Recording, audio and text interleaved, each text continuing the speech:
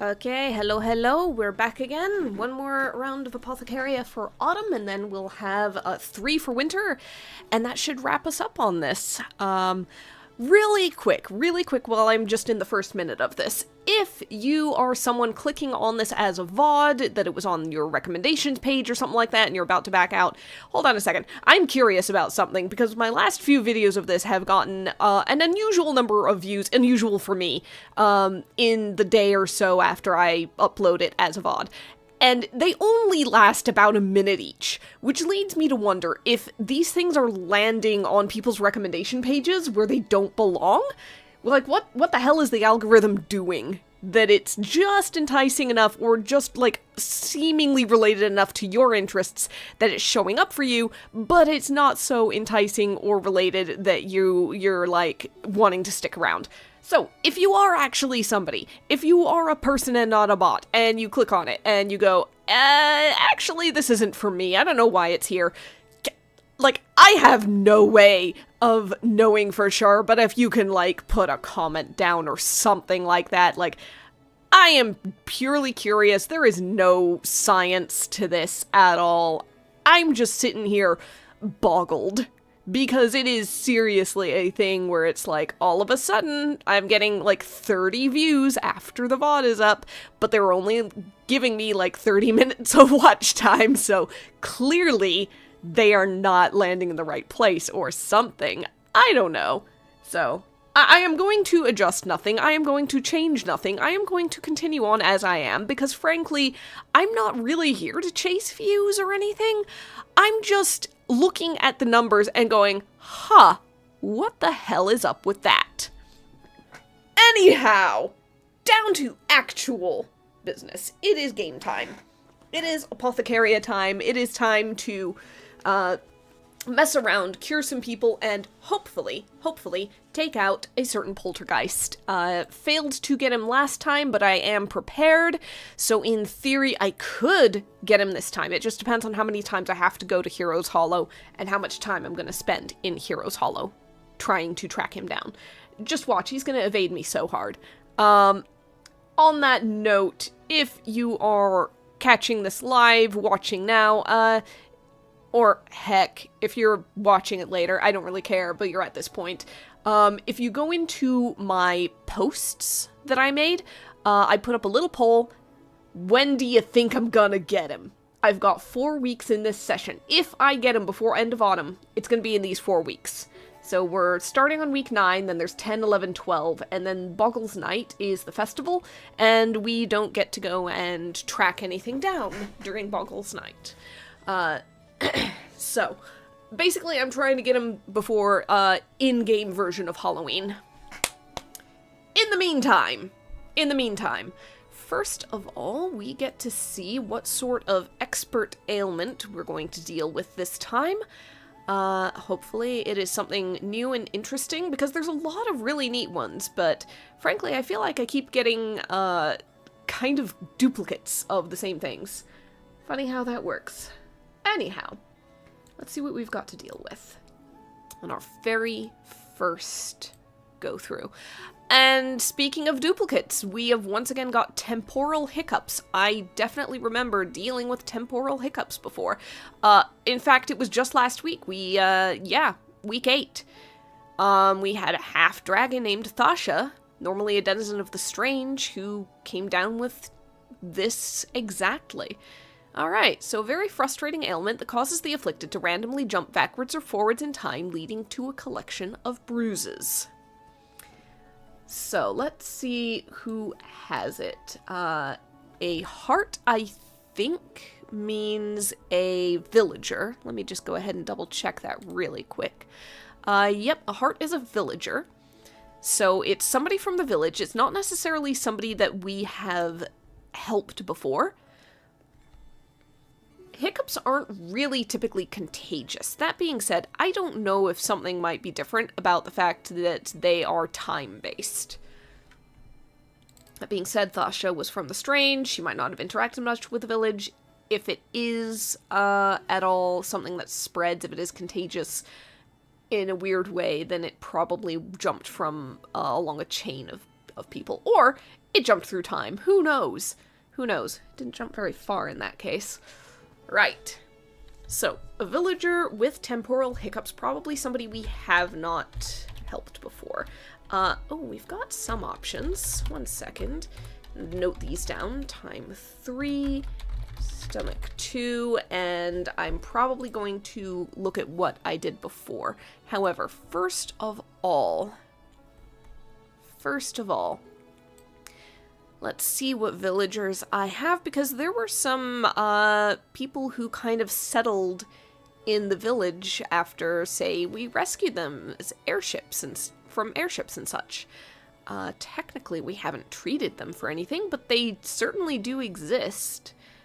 Who have I got? Where did I write them? There was...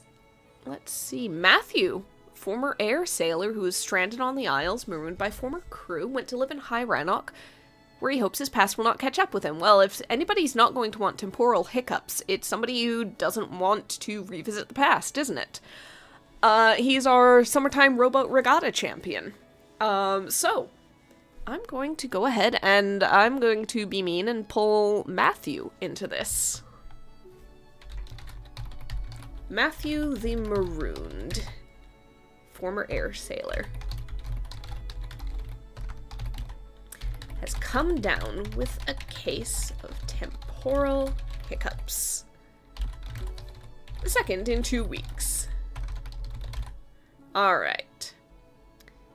So, let's see. Looks like we did boiled jumpkin flesh, distilled shadow shark ink, and crushed stone scales of fossil fish. It was a perfection potion, and I think it was something where one of those things actually served for multiple like elements. If I can just go ahead and remind myself, no wait, the jumpkin was, actually you can find in the village. It's easier on the mountain, but it's going to be really easy because it's autumn, so it is a good one to use this time of year.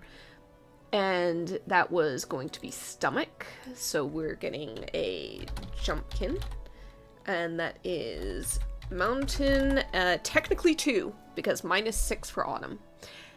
And that's a good one, because honestly, I want more decorations. Since we're coming up on Bogle's night, it seems appropriate. Let's see, Shadow Shark ink was something in the loch. It would probably be a good one to put in a fish tank for the future, to be honest, but I'd have to buy a new fish tank for that. So yes, and it's gonna get harder to find in winter as... oh no, wait, I was looking at slime shell. Blah. Shadow Shark, there we go. Depths, that's right, ink, pain, so... Shadow Shark, depth 6, and that is going to be -1 sweet, so if we want to sweeten it, we're going to have to use the more powerful stuff, which means time and magic was the fossil fish, and I'm pretty sure we have multiple of those, to be honest.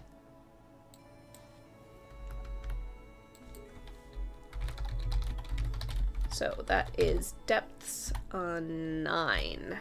Okay. So, we're going to probably be able to make this relatively easy, to be honest. What reagents do we have on hand? Because I swear I remember getting multiple fossil fish at a point. Really quick, just go up that line really fast. Let's see. Yeah, we've got 2 entire fossil fish here. I don't think we have any shadow sharks, so we're going to be definitely going to the depths regardless. The mountain is going to be super easy. And really quick, we do not have any traveling stones linking either the depths or the mountains, so we are just going to have to deal with traveling. So the other thing is, the timer is 6, +2 for Virgil, +3 for a treatment room. God, I've said it before, I feel like that combo is almost a cheesing tactic. If I play this again on my own, I'm going to probably end up with not the Scout Familiar, just because that is randomized, and I'm gonna miss it. I'm gonna be getting that treatment room so fast. It is so worth it. The plus on timers, the plus on silver. Get the treatment room as early as you can, basically. Okay, so we're gonna go ahead and start foraging about. We've got Matthew the Marooned. Temporarily, which is a funny thing to say, hold up. Oh god. I had Thasha with temporal hiccups in the treatment room last week. I have Matthew Marooned with temporal hiccups in the treatment room this week. I feel like there is a non-zero chance that that Thasha's hiccup to the future and or Matthew hiccup to the past by a small enough, by just the right increment, that they might have run into each other. Which means that there might have been a point last week when we were out gathering where Matthew and Thasha met. And I can only assume they got along well enough that neither one, like, killed the other or caused property damage, so, you know, that's a plus, right?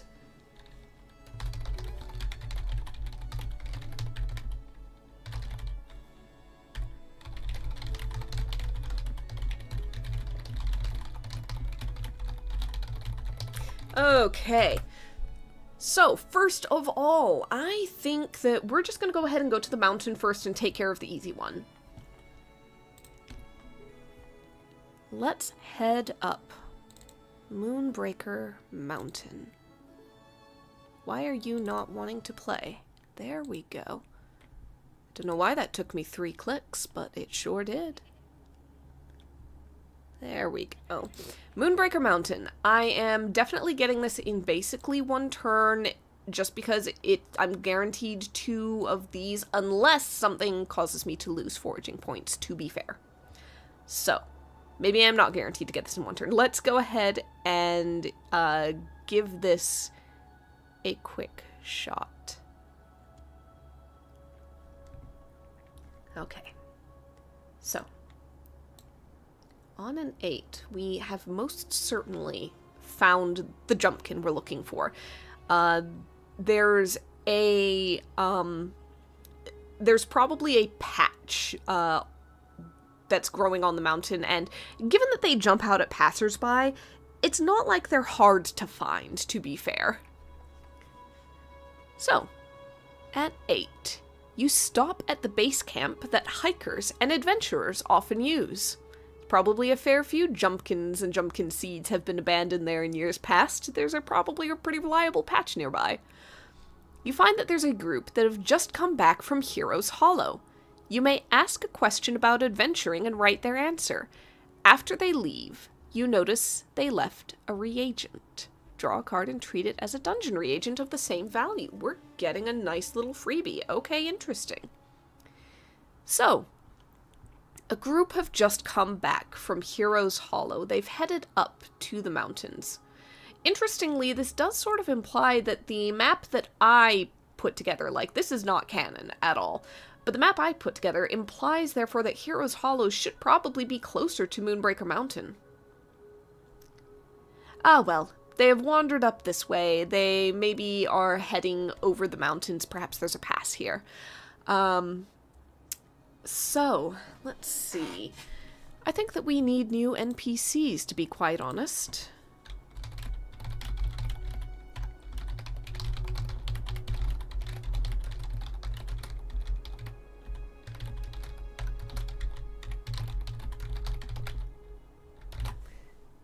I think that I shall come up with some NPCs that can be recurring really quick. I'd say, again, 3 seems like a pretty decently sized adventuring group.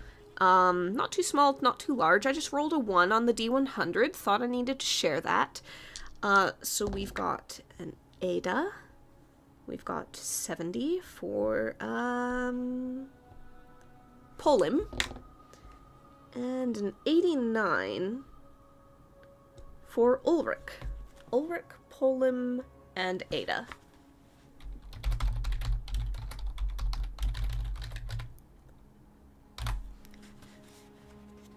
Now, for classes, I'm just going to go ahead and determine those also randomly, but I might re-roll if something comes up that causes a weird imbalance. We have a cleric. Okay, good. There's a healer. We've got a barbarian, or at the very least, a frontline. And then I got a warrior, which I think has too much overlap with barbarian, to be honest, so I'm going to re-roll that. Ranger. At the very least, then they have something of a scout and a wayfinder. So.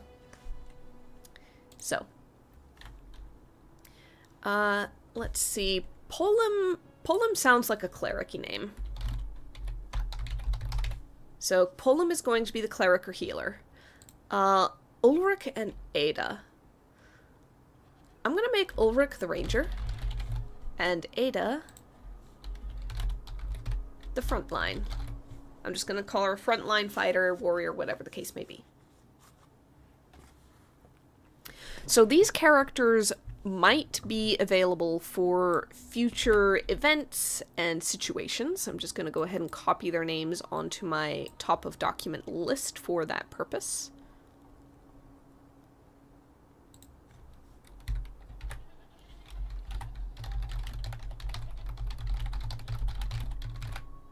There we go.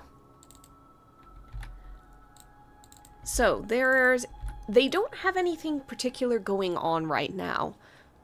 There's just conversation. There's just a matter of, yeah, I've gone into the Hollow before. It's usually on my own, and them talking about the importance of teamwork, of having diverse skills. A witch's magic might be able to ensure her a certain amount of safety. A little bit like, you don't want to mess with the person who might be the one curing your cursed loss of voice or something. But even so, dungeon is full of traps, and not all of them are something that are easy for one person to overcome.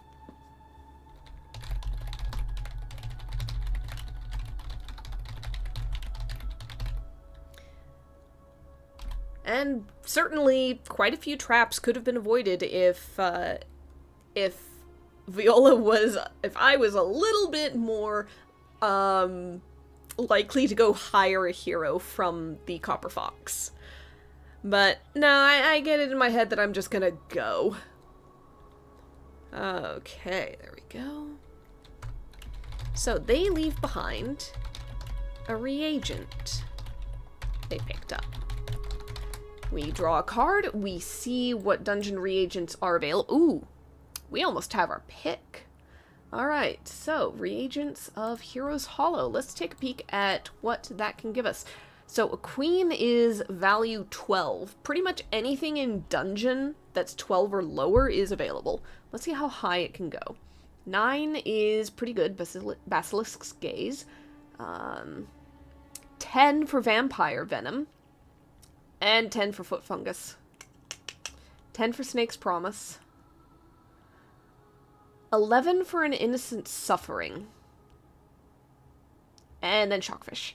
Okay, is there anything in particular that we can use? Because quite frankly, I don't think that there is. Shadow Sharks don't appear in the dungeon, neither do the Fossil Fish, so... nothing we can use for this particular, potion. However, there's always going to be something that's going to be useful in the future. Vampire Venom is potentially good. 3-star, Curse, Pain, and Mood. Foot Fungus, I keep running into stuff that's like Burn, Boil, Rash. It's only 2-star, though. It is only 2-star. I don't know that I want to mess with that. Snake's Promise and Vampire Venom both add poison, I think. Is it? No, Vampire Venom doesn't. Snake's Promise does. Innocent Suffering is a lot of different stuff, which means it's harder to get perfection, but also easier to cover a lot of bases. Okay, Innocent Suffering, or... I'm gonna go for Vampire Venom, because Vampire Venom can only be found in the dungeon, and so that is, like, as low as it goes. So, they have left behind a vial of Vampire Venom. Maybe they were there hunting a particular vampire.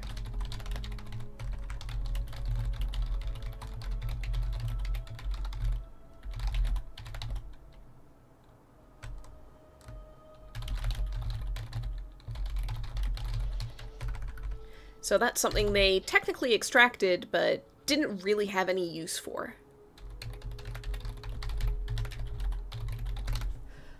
Okay, so I'm gonna go ahead and, my reagents on hand. Do I already have a vampire venom in here, or am I copying this in? Really quick, let's take a peek.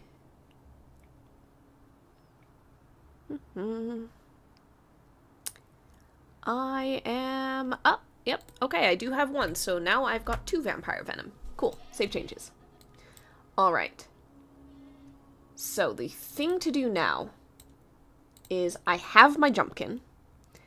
What I need is a Shadow Shark specifically. I have Fossil Fish technically covered. Oh, I also need to turn that down for one event. Alright. So, we say goodbye. The adventurers continue on their way. They'll likely be back in the area at some point. And we are now going to make the trek down from the mountain to the loch and then into the depths itself. So that is 1 jot of time for making the journey. We enter the lake, swim to the depths, and begin to search. Shadow sharks. We need the ink from a startled shadow shark. And, yeah, that's depth 6. Let's see how lucky we get. Quite. Alright, so a 10 is definitely enough to find what we need, at least for that. What else does it do to us, though? Oh, excellent. We find our quarry in a vibrant kelp forest full of plants and fish, plenty of which make useful reagent. Draw a card and treat it as a plant or animal of that value. Fossil fish, I think, is technically magic. I am going to double check that, though, because if so, that does technically also give us a better number. So I'm not going to be able to get a fossil fish if that is the case. While I'm here. Yeah, fossil fish is magic, which means technically that goes from a 9 to a 7. However, we can go ahead and just get something that's going to help us in the future. So, let's just go ahead and once again, we're doing pretty well for that. That is an 11 or better, so it is plant or animal. Depths 11 or lower. Depth 9, technically the loch is easier to find a slime shell in, so I'm not terribly worried about that one. Let's see, fossil fish is magic. That's magic. We're looking for animal. We're looking for animal. Or plant, technically. I am going to stick with the concept that it does have to be something that can be found in the depths in general, as opposed to something that can be found, like, in the loch in general. And I am going to stick with the depths for the number as well. Which means I can pretty much pick up just about anything. It's just, you know, what's most worth it. I could find a second shadow shark, like... I think I'll just go for a second shadow shark, honestly. Because the whole reason I'm having to search for one is I don't think I have it on hand. So, let's go ahead and put that in here. Save the changes. And didn't mean to close that. I might need it still. There we go. Okay.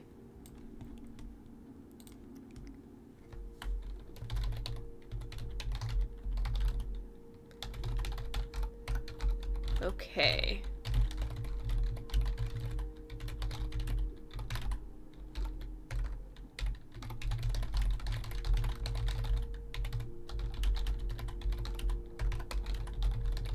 So, let's see, I need to refresh my memory. There was one event on the mountains, there was travel, there was one event here, so I am in the right spot.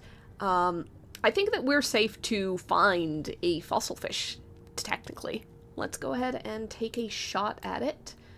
An ace is definitely not going to be enough to find it, but that does give us 2 foraging points, so I will go ahead and turn that up a little bit.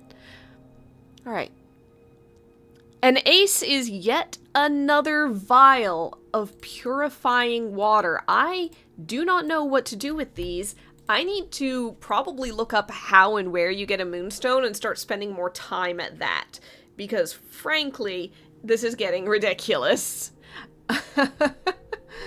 Oh, gosh. All right. Okay, so we are continuing the search. Oh, I need to boop that up. 6 is just barely not enough, so that is going to be 2 more foraging points for us. There we go. On a 6. Oh, damn it, it's the Kelpie. You see a black horse diving down from above. It swims at you as fast as a horse can run. You manage to escape and take shelter in one of the mostly intact houses. Outside, the Kelpie tries taking a human form to lure you out. Decrease timer by 1 as we have to wait out the Kelpie once again.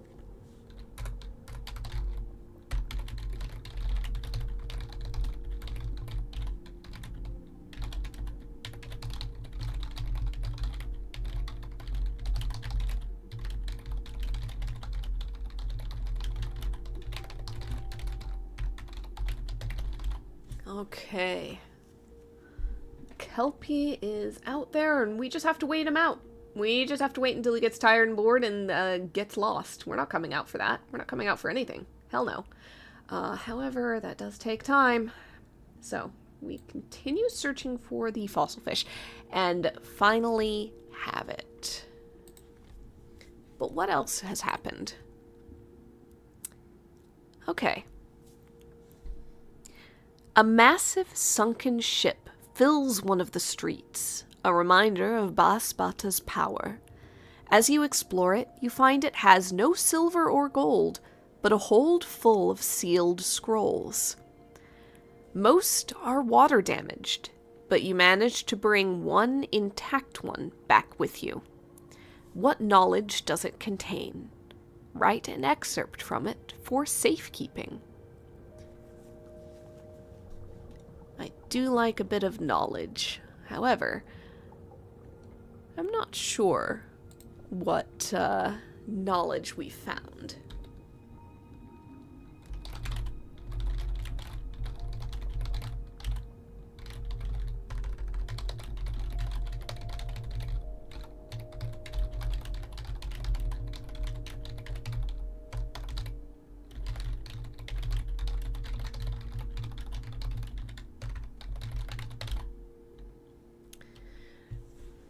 So, what is the subject matter of this scroll? What wisdom does it contain?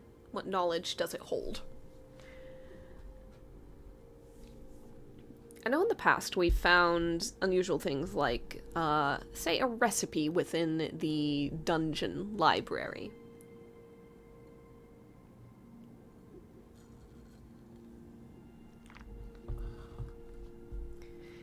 Perhaps here we find a scroll with some knowledge of the wider world. Maybe it's a scroll that has a map of a region that we've never been.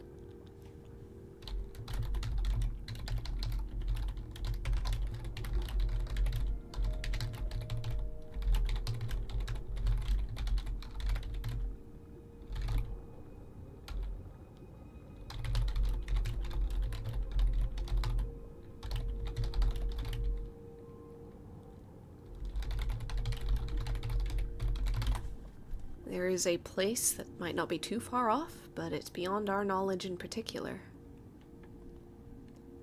With that, thanks to Virgil scouting and the treatment room keeping things relatively safe and contained, we head back. Successfully brew a spot-on potion using a little bit of sweetness from something the fox brought to us as a gift. Cancelled by the Shadow Shark ink. And let's go ahead and drop... I'm going to go ahead and drop the bit of sun sugar in there. So, that gives us 3 points of sweet. We've got plus 10 silver for the treatment room. So 50 base, plus 10 is 60, plus 12 is 72. And I am using a calculator, to be honest. I can do it in my head. I just do not want to right now. Plus 72 is 458. Honestly, we are doing pretty well. And 2 points of reputation for a perfect potion. We are getting pretty damn practiced at this, all things considered. Okay. So, with that much, I feel like it's a good time to go ahead and grab an upgrade of some kind. I've mentioned getting a fish tank. We could just go ahead and pop the Shadow Shark in. It's got to be 2 fish of foraging value 8 or lower, so that's going to be of potential interest here. Potential limitation. The Shadow Shark is 8, so it would work. What else is useful? 2 stars or better are honestly going to be almost necessary at this level. That being said, we can technically make use of the Ritual Circle to make low-level ingredients add up to a high-level one. So, it's not completely outside of value. Quick, there we go. So, a couple of fish. The golden scale guppy I haven't made much use of. To be quite frank, it adds poison, and it's really only good for one single tag. That makes it good if you're chasing perfection on a potion, but that's not always possible. So, let's see. Fish tanks, sharkfish, dentist crab. Also, the fish tank is 150 silver. Meanwhile, the travel stone is 200. So it could be more worth it to get a travel stone. However, I am very much considering this. Slime shell covers quite a bit. And could be, at the very least, not bad to have around.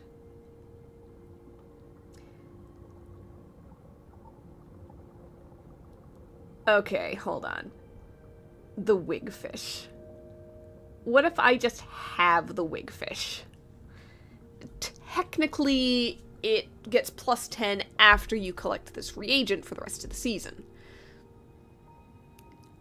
However, I don't know if that technically makes it, like, does it only count? Do you have to do the base value when you have a limit on a thing where it's like, yeah, fish foraging value 8 or lower? Does that limit have to apply even if you add any hypothetical seasonal bonus?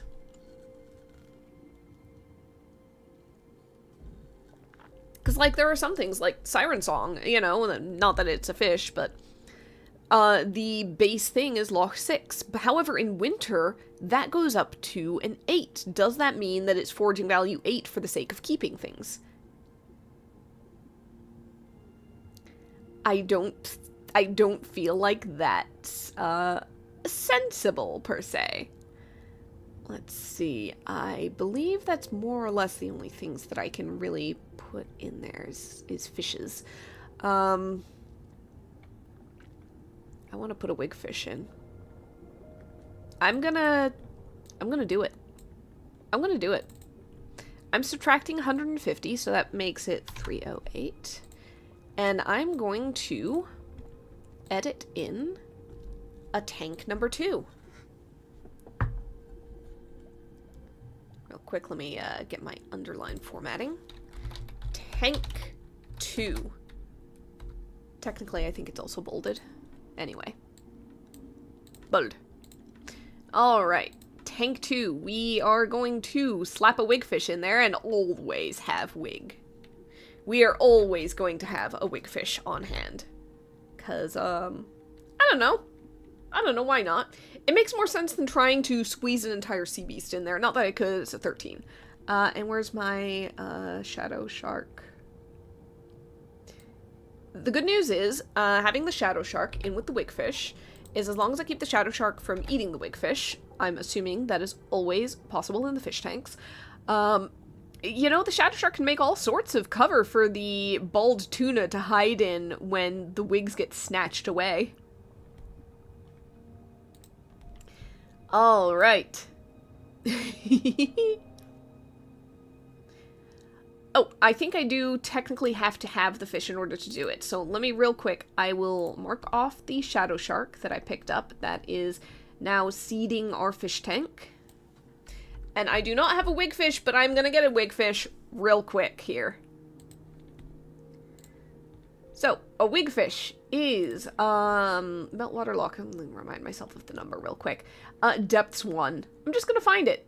I'm just gonna hecking find it with my downtime. So my downtime is going to see us return to the depths, which I realize I did not change the music on, so that's convenient. And we're just gonna see what happens when we collect our wigfish. Good thing it's solo. Alright, exploration. In the depths. Ooh, an ancient ghost drifts out of the darkness and passes straight through you. For a moment, you get a vision of the city before it ended up in its current state. What do you see? Was the city in a low-lying valley that got flooded? Did the city exist before the water, or was it built underwater? The buildings are ruined.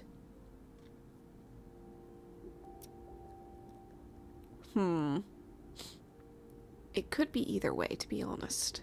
I don't see anything browsing through that suggests that the ruins are meant to be underwater or that they were meant to be above.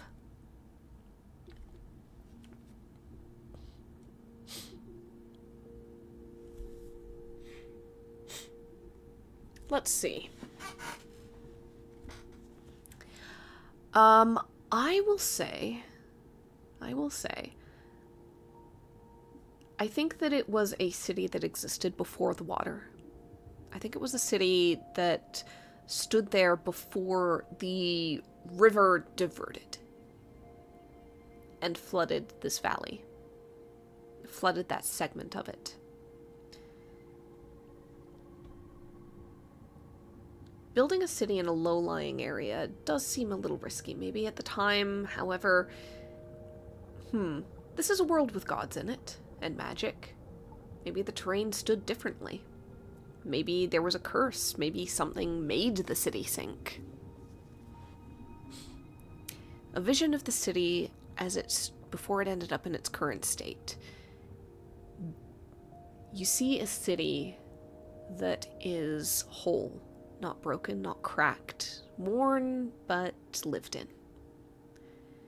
And it stands under a blue sky and a bright sun. There's fresh air in the streets, people walking them, market stalls, sellers calling out. People pull hand carts down the street.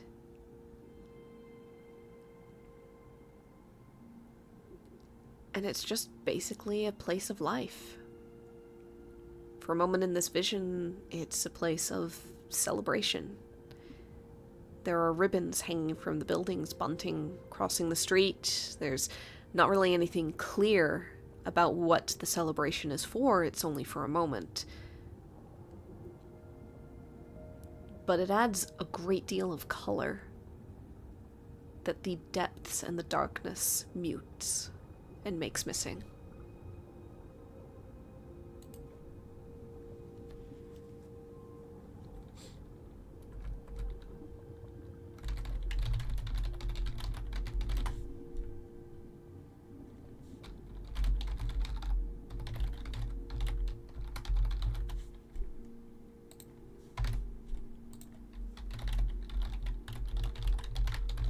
Alright, so we have our wigfish that technically goes into the fish tank.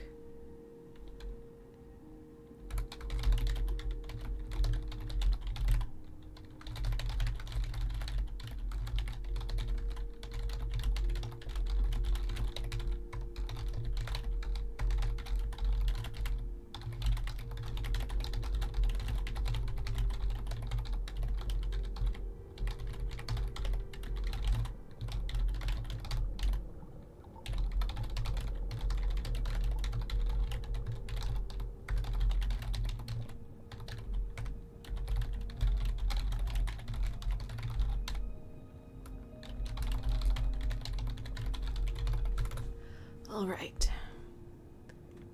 After that...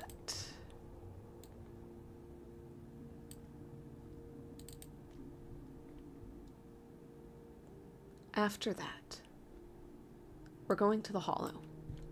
And I'm sure you know why.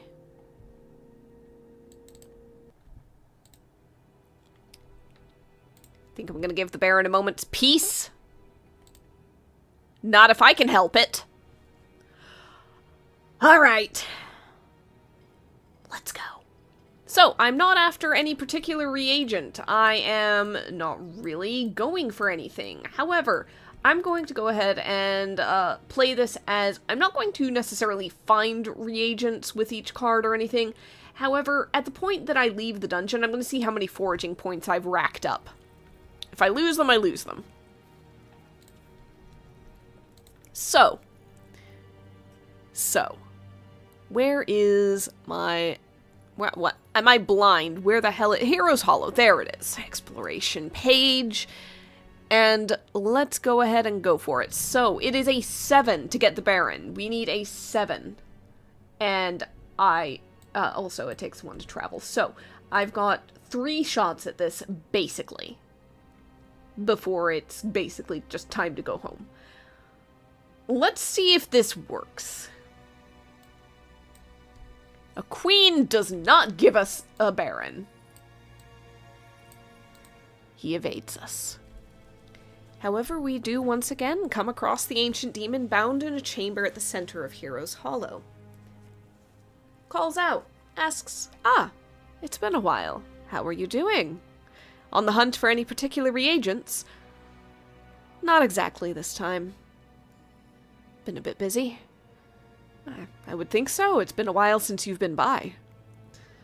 So, if not after a reagent, if not after a potion, what brings you to this fair realm? Viola thinks, is there harm in telling a truth? Or should she brush him off? After a moment, she might relent. There's a poltergeist that's been a problem. I've found a way to deal with him, I just need to find him. After asking what manner of poltergeist, she describes the Baron. Inhabiting a suit of armor, challenging duels, taking great delight in simply knocking people down for the fun of it. You know what? Let's push things with the demon just a little bit. The demon hums and says, I think I know something of the being which you describe. I've not encountered him much myself. He doesn't pass this way, but I have noticed some things. If you like, I could help you find him. Perhaps even bring him directly to you. I would need to be free of this chamber to do so, though.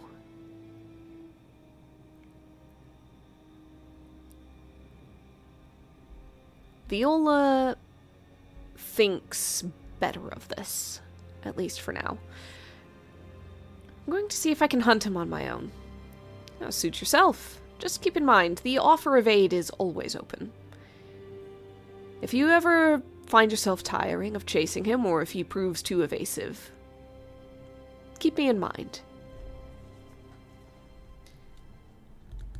I'm going to say that if we let the demon out, if we find a way to let the demon out of the chamber, then he will automatically finish the Baron. However, then we might, perhaps, have a different problem. Who knows? I certainly haven't thought that far ahead. However, this is exactly the sort of deal a demon might offer to make. For now, we're going to continue to hunt. Every week that passes, though, is going to make it a little bit likelier that Viola might consider taking the demon up on this offer.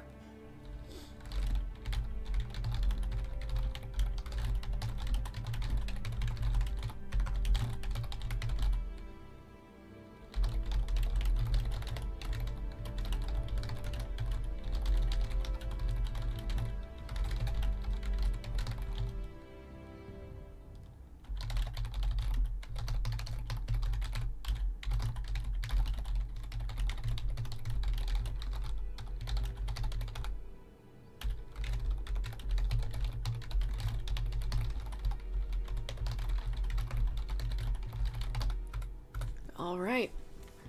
So with that, that was 1 bit of time for the wigfish, 1 for travel, 1 for the event. Let's keep going. A 9 does not find us a baron. Bit of time there. While wandering in the deeper sections of the dungeon, you come across a scared-looking newbie adventurer. They offer 10 silver for you to lead them out of the dungeon. Decrease timer by 1 if you do. Nigel is no longer a newbie. This is a new one. A new one.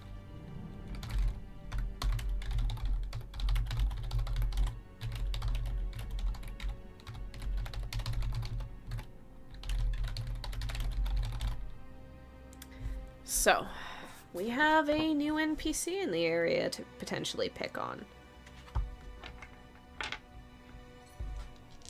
Did I phrase it like that? Yeah, I did a little bit. Let's see. Ark is quite a name.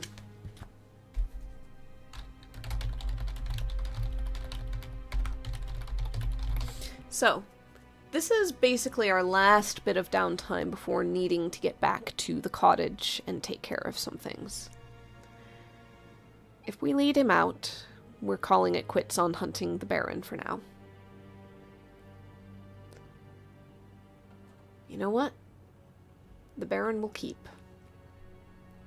With the promise and offer of the demon still in the back of our minds. We'll take Ark. Lead him out of the dungeon.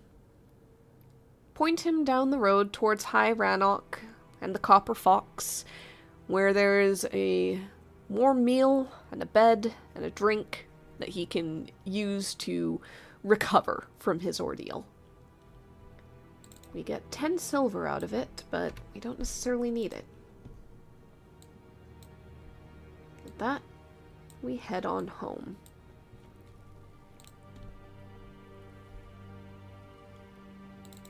And then settle down for the last night before some new baloney is sure to occur. There is perhaps just a little bit of time for reading a book. So, let's see what we've got. I rolled 59. Is that one we've had? It is not. We read a book called The Eastern Rangers by Teln E.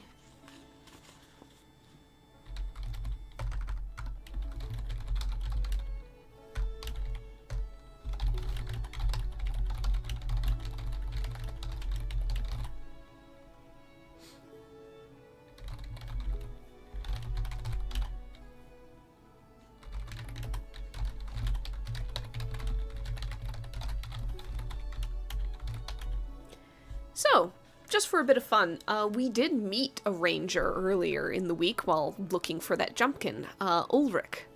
Maybe Ulrich is an Eastern Ranger, or at the very least, maybe he was trained by one.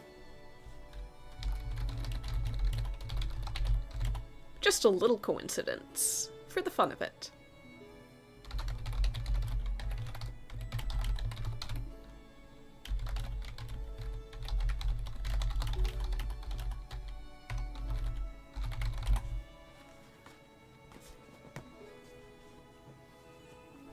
It's a little bit of a factual read. Not a hugely entertaining one, but a bit more about the world.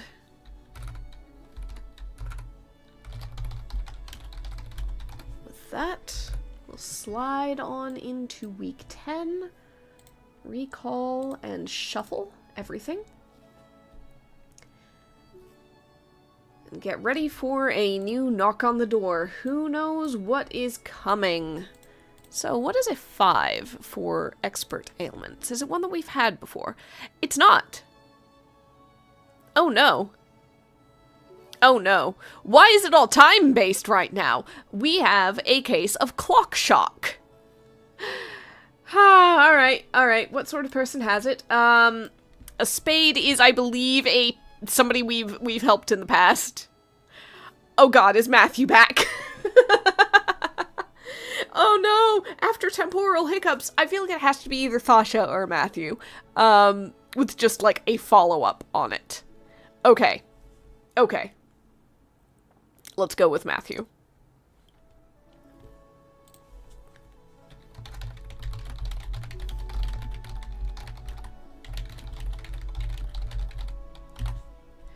So, Clock Shock, to read the description. A side effect to an anti-aging cream, a dip in the fountain of youth, or a spell gone wrong. In this case, maybe it was a minor allergic reaction to the cure we made for temporal hiccups.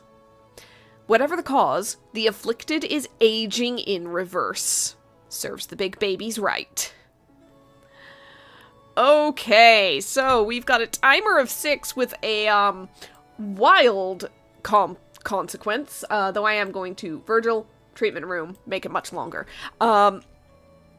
Consequence, they de-age past their birth and disappear.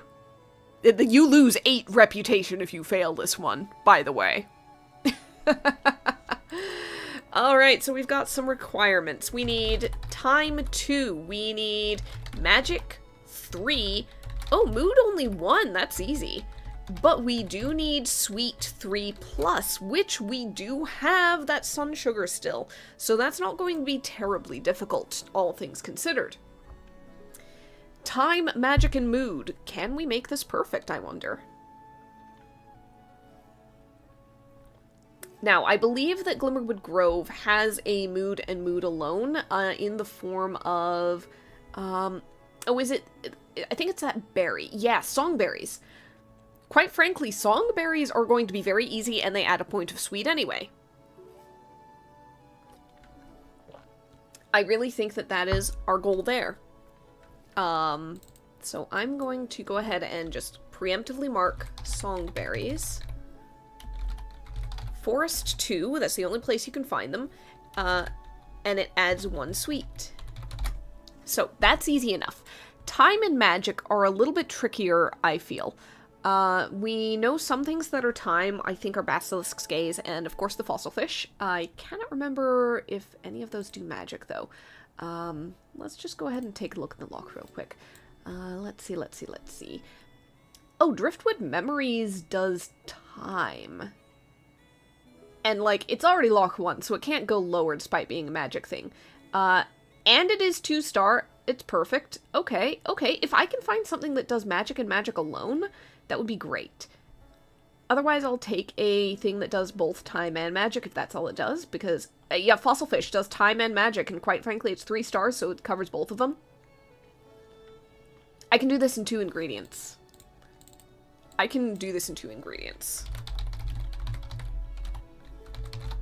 So, depth 9 down to 7, and frankly, that takes care of both of those things. It doesn't affect sweetness, so I'll just be, like, adding some of that sun sugar, and that would do it. Okay. Yeah, we're just crushing some stone scales and some berries. And that is really simple and straightforward, honestly, for a expert level ailment. In fact, I'm double checking the expert. Yeah, it's only those 3 aspects plus a requirement for a certain amount of sweetness. Interesting. Okay. So real quick, how far has Matthew de-aged before he realized?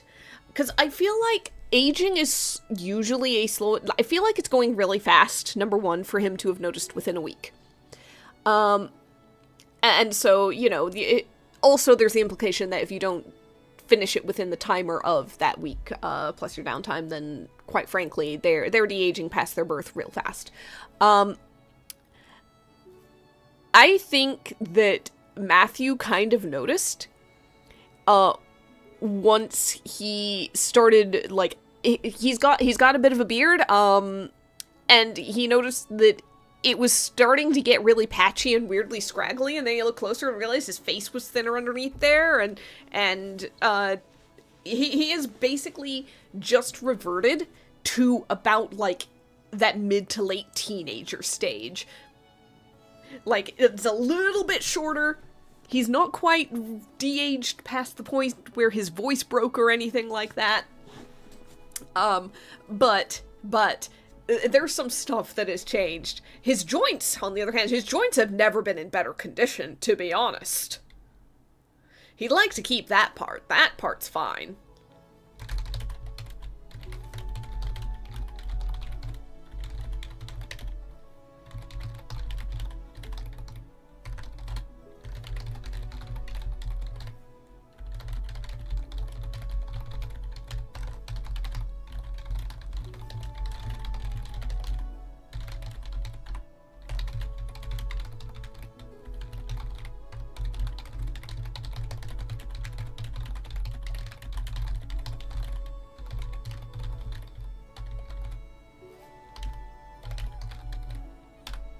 Alright, so we can make this with songberries, fossilfish,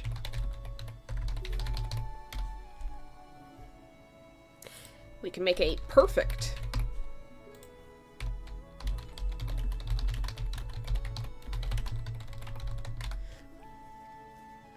righto, let's do this. We're after 2 ingredients. We technically do have the fossil fish on hand. However, my god, I've got so much time and only 2 things to look for, and the songberries are going to be really easy in particular. I think it's time to just go to the Glimmerwood. It's been a bit. It genuinely has been a bit. So the songberries are going to be 2 in order to find. I don't get any bonuses for plants. However, that should be pretty straightforward. Also, it's been a while since we've been in the Glimmerwood.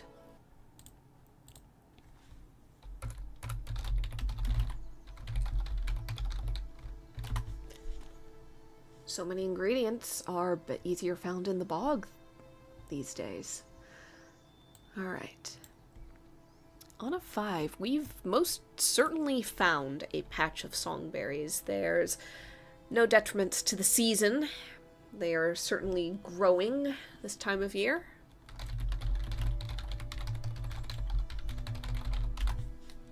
But what else do we come across on a 5? Let's see. Glimmerwood Grove exploration. Oh, you cross paths with a druid tending the forest. It's Hen, it's been a while, who tells you the location of a reagent. Draw a card and treat it as a plant of the same value. Every time you get this result, write about your relationship with this kind forest caretaker. Has it been spring we last saw him? Summer? It's been forever.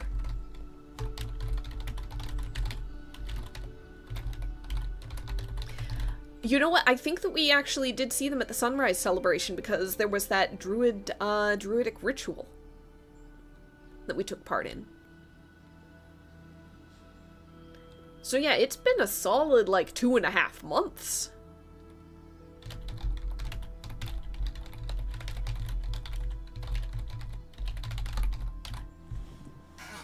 Okay.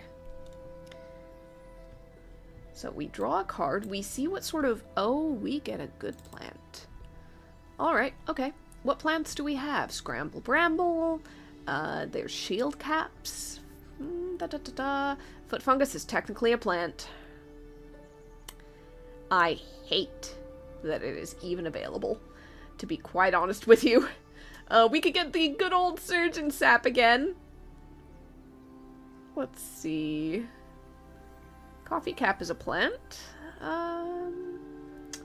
Mostly animals and magic at this point. Cynic ivy technically exists, but it's a 13 in a forest, not a 12, so I will let that pass.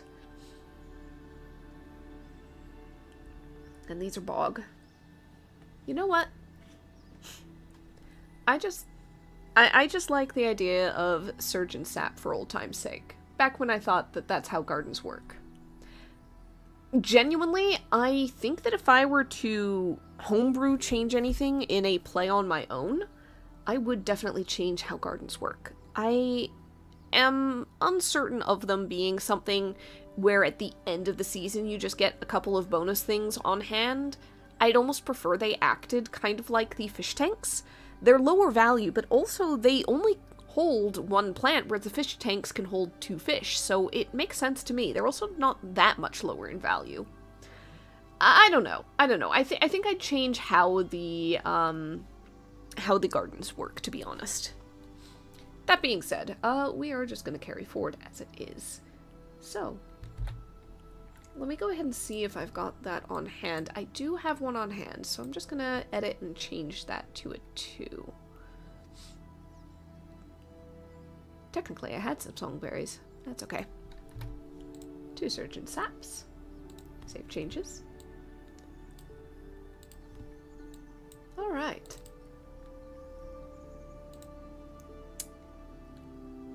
It is autumn. I think that Hen wants to show us some of the changing leaves. We've been out here before, we've been seeing it change color, but he knows a place where you get a good amount of elevation within the Glimmerwood, and you can see the canopy stretching out below.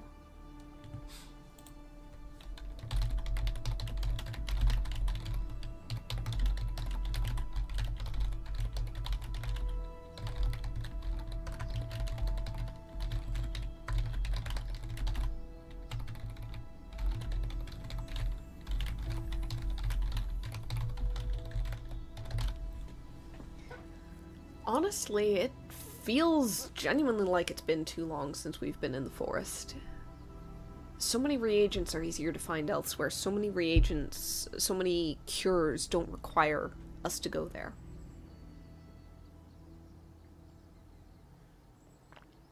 It's a bit of a shame.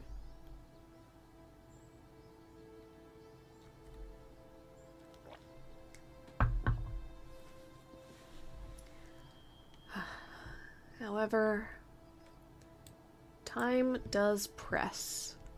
We do have to go and catch another fossil fish in the depths.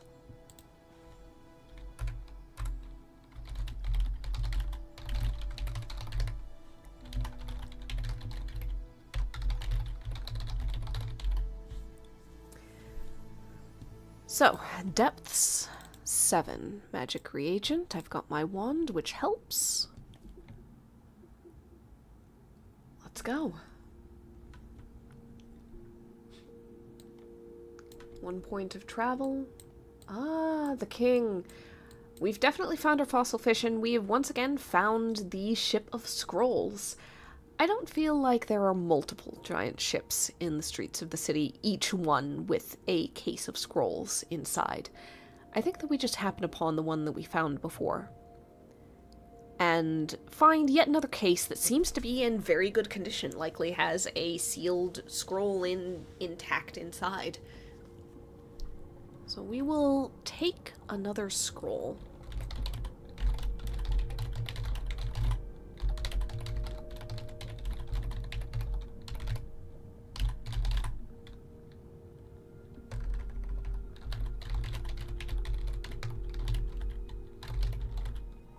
So the last one was a map. This one, let's see, what is an interesting bit of subject matter? Perhaps something to do with magic. Perhaps something...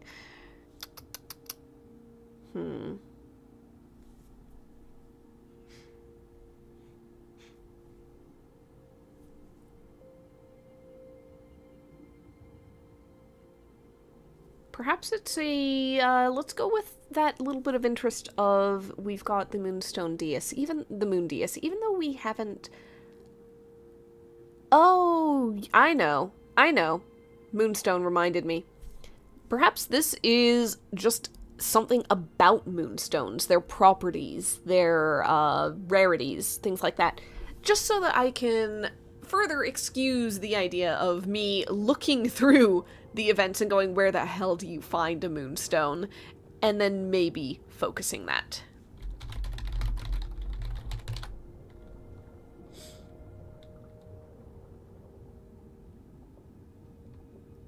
Okay. So, we started here.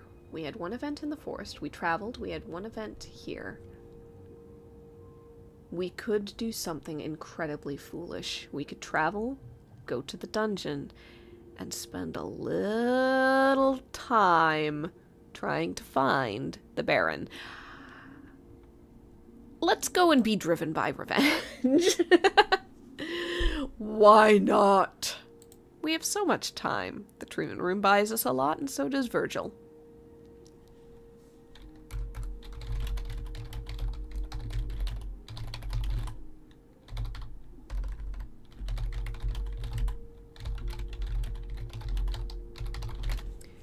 We're gonna go Baron hunting. Very specifically. Alright. So, I'm not going to count up any foraging points. This is purely an attempt at hunting, especially because I am in the middle of basically doing some treatment stuff anyway, so let's go. Hopefully there's nothing that's going to absolutely screw me over for stuff on hand. Okay. Interestingly enough, the jack is the result for the wooden chest, the mimic. So, technically there is no second mimic. There is no value to a second mimic. The first mimic is unique. You know what? You know what? I think I might treat this the same way as I said I would treat the child rampage in the garden from village exploration that we haven't really explored the village much for. I will say on the next week, I'm going to use one of the bonus postcards of afflictions and such instead of going on the normal ailments list. We're going to get something unusual in that regard. So, I think that that's just going to be, rather than an event that's happening now, that's just going to be something setting some wheels in motion for the future. However, it is not a Baron. A 2 is not a Baron. And once again, we have awoken the dead resting here.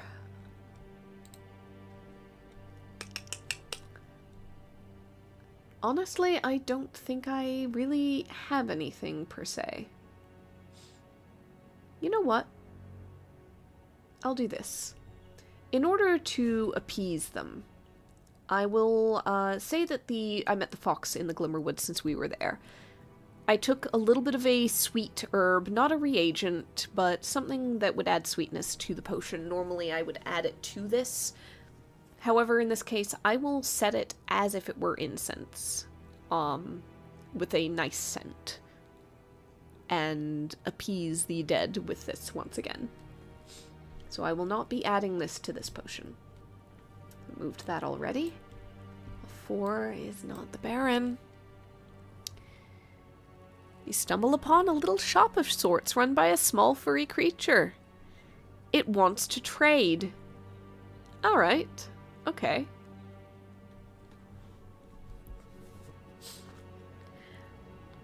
I don't remember what little trinkets I had on hand from before. Technically, I do have... You know what? I'm going to trade the little map scroll that we got last time from the depths. Potentially. Let's see what sort of treasures they have. I'll roll on mundane. 13. A small porcelain pot filled with a rose-scented balm. Peculiar things. 1. A rabbit's foot. Once again, 1 on a D100. And 43 on magic things. A 12-inch iron pole that extends to the length of 15 feet on command. So basically it's a pokey stick. Honestly, I feel like the balm or the rabbit's foot are the more interesting things. Not for any mechanical reason, obviously, but just because they're unusual. Very unusual. You know what? Maybe she'll trade a map for the rose-scented balm, just because. It sounds interesting. It sounds unusual for it being in the little dungeon shop.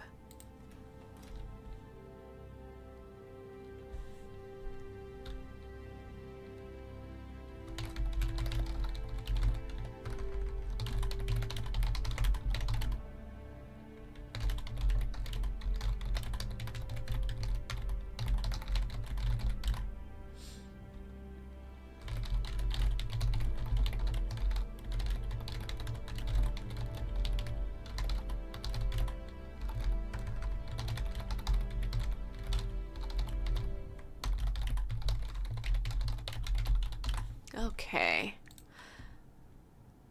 Let's see.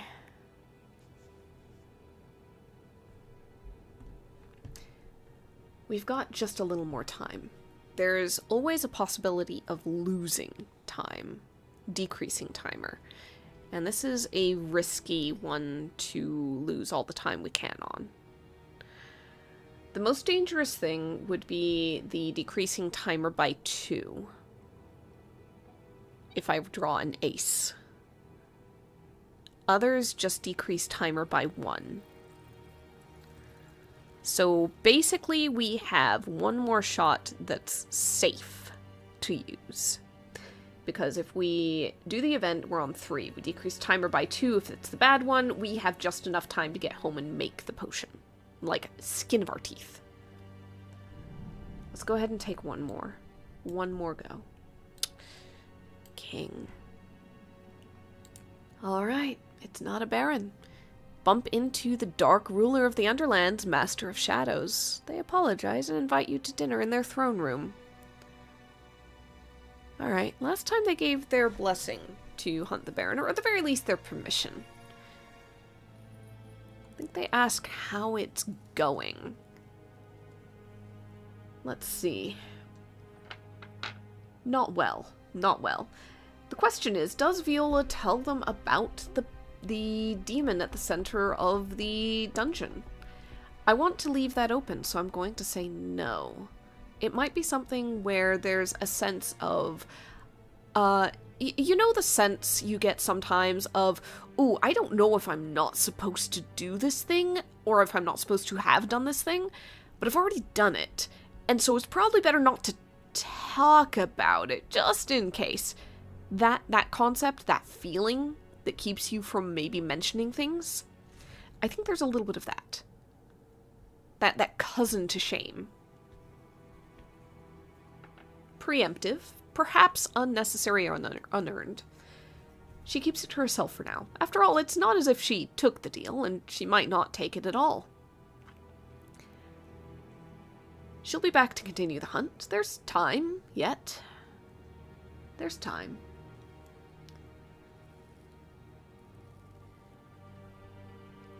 However, there's not much time after that to continue poking around the dungeon. She knows that traps have a way of springing themselves, that the dungeon sometimes shifts, that the rules sometimes change. Knowing how close it is, knowing she has to create this potion, I think that after that, Viola is going to head home immediately.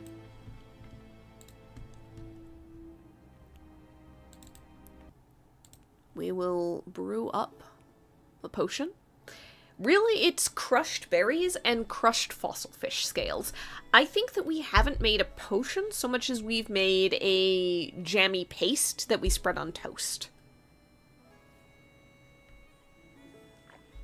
Matthew, at this point, is rapidly approaching a level of teenagerhood verging on preteen that he really does not want to have to grow past again. So, we're going to put that dash of sun sugar on, of course. We do not have that sweet, but we do have this one from the songberries, so that is 4 sweetness, which definitely satisfies that requirement. There we go.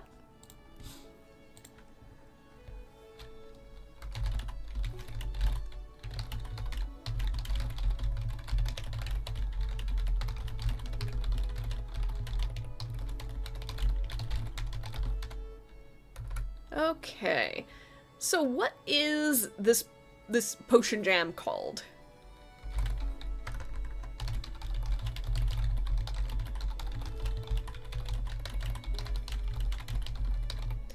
It's a jam with a bit of grittiness, to be fair. Though that could just be put down to something like, if you know, like, raspberry jams or anything, those little seeds, I feel like that is the texture that's going on here with the fossil fish scales in there.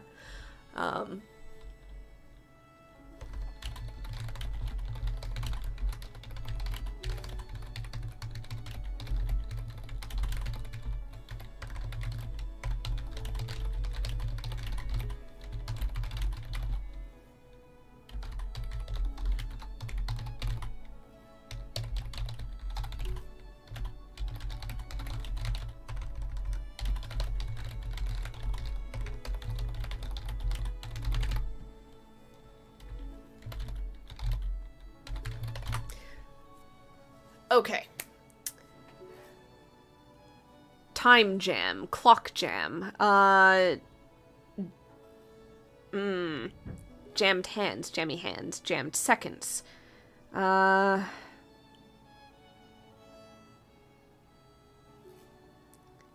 jelly time? Jellied time?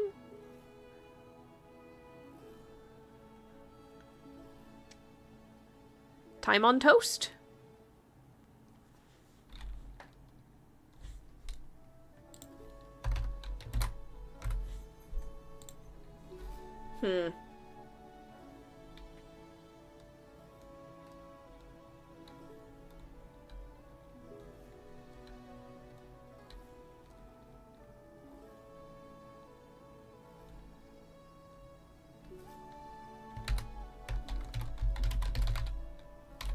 Time jam. I don't know. I will say if it was an allergic reaction to the potion made last time, the temporal bog potion, then it is a little wild that we are using the same temporal ingredient in this one as before, but, you know, we're just gonna assume and hope for the best.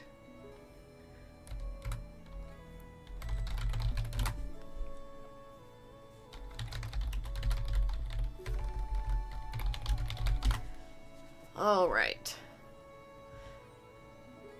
So, we have, at the very least, stopped the age regression for Matthew, and, I'm just going to say, time being somewhat elastic, he does not have to re-age all of the years in real time. However, there is going to be a bit of a slower aging process. He should be back to normal by the end of the year.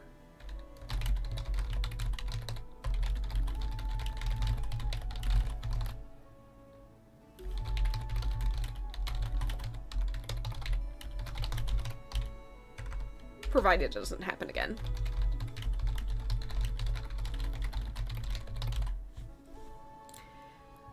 Alright. That brings us to downtime. Ever important, because we need to go baron hunting. Am I going to do anything else with my downtime? Why would I? Why would I? I have a poltergeist to pop. Let's freaking do this. How is he so evasive now? How is this happening now? Why is this happening now? Alright, so we have once again stumbled upon a little shop run by the small furry creature. We ask if it can sell us something that'll help us find the Baron. It thinks and shakes its head no. Then just keeps gesturing to all of the little bits and bobs and pieces spread out on its cloth.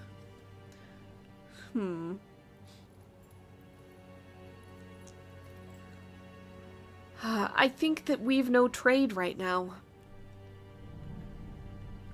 I think we have no trade at the moment.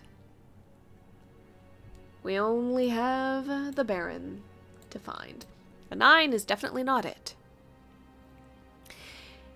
Oh, while wandering in the deeper sections of the dungeon, you come across a scared-looking newbie adventurer.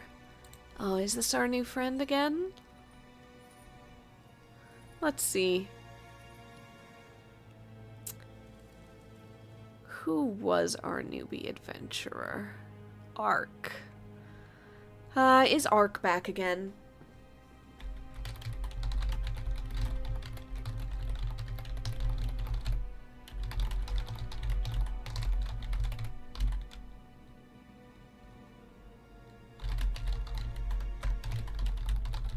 you know what? I forgot to take my reputation and silver gain for that last one. Dang it.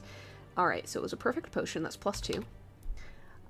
The silver was 50, 60, and technically 4 points of sweet, with the berries contributing 1.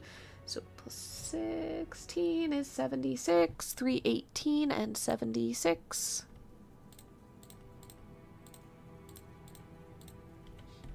$394. Silver really does just roll in once you hit high enough level. Okay.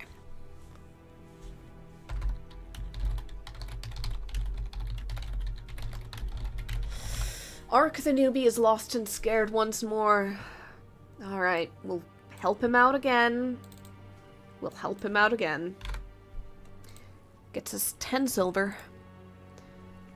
As once more we turn him out at the entrance of Heroes Hollow to the road and tell him, maybe you should see about getting an adventuring party.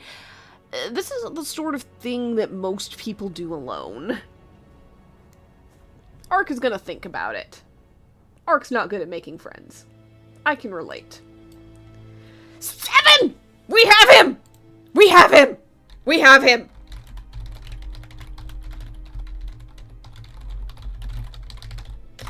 Oh, we head back in and we immediately find the Baron. I think that it's just like we turn the corner and there he is. He had been trying to duel the newbie because he saw him and just couldn't catch up in time. With this, we have him. So, the Baron goes to duel. And this time, we don't take the duel offered. We draw the wand we created. Faster than the Baron can react, we use it. The wand pulls the Baron out of the armor it's bound to, sealing the poltergeist inside, and then bursts into splinters and pieces. The armor clatters to the ground.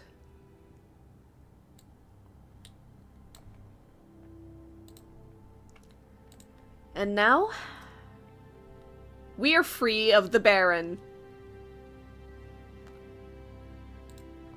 We got him. If anybody guessed week 10, we got him. We got him. We got him. Oh my god, we're free. We're free. All right. So yeah, I feel good about that. Let's go home. Ha. Just go home, relax, and never have to deal with that ever again. All right. You know what?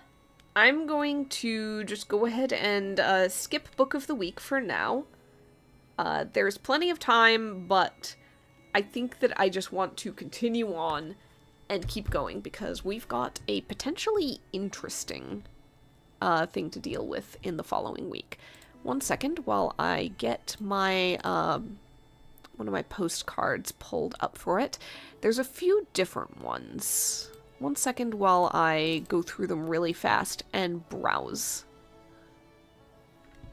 So, open up, please. Thank you. Okay. There we go. So I've got 3 postcards to kind of make use of.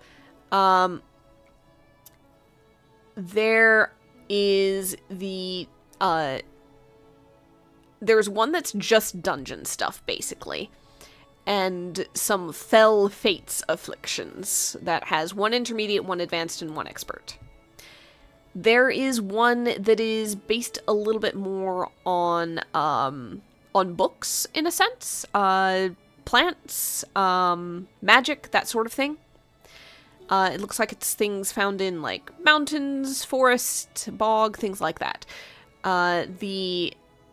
Let's see, there's a novice, intermediate, and expert ailment list.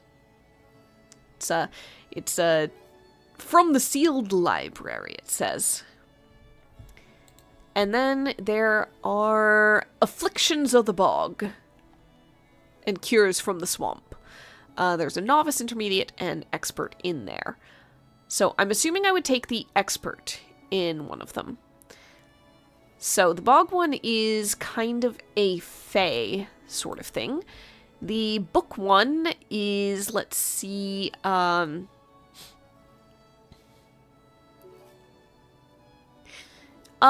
okay, ethereality, it seems, if I do the expert one. And then the dungeon one is a, like a ghostly sleeping sort of ailment. Now, I wish there were 4 that I could kind of pull from, because then I could, like, draw a card. As it is, I might just roll a d6. Let's see. Yeah, I think that's the way I'll do it. So I'll roll a d6. I've got them kind of in order of, I opened them in the order of Bog, Book, and then Dungeon. So we'll go in that. So 2 is definitely Bog, so we are doing one of those. Let's go. Afflictions of the Bog. This also comes with a few additional reagents that can be used that I will, I guess, make rare use of in this case, assuming that they apply. So, the Expert Affliction. Oh, I forgot. I have to do a recall. The Expert Affliction, not drawn for, is Bog Malkin's Whisker. Curse 3, Magic 3, Hair 2, with a timer of 6. Mistreat a Mog, Glower of the Bog. The Bog Malkin is a feline trickster of the Fae, the patron saint of cats everywhere. Those spiteful souls who attract the worst of her ire will feel themselves first with a whisker or two, slowly turning into that which they have abused. Consequence, the transformation is steady but unerring, and eventually all that remains is a mewling little kitten. The change is irreversible, but the mind of the creature retains memories from his past life. It doesn't come, interestingly, with a reputation loss, which usually timers do. There's like a full consequence, mechanically.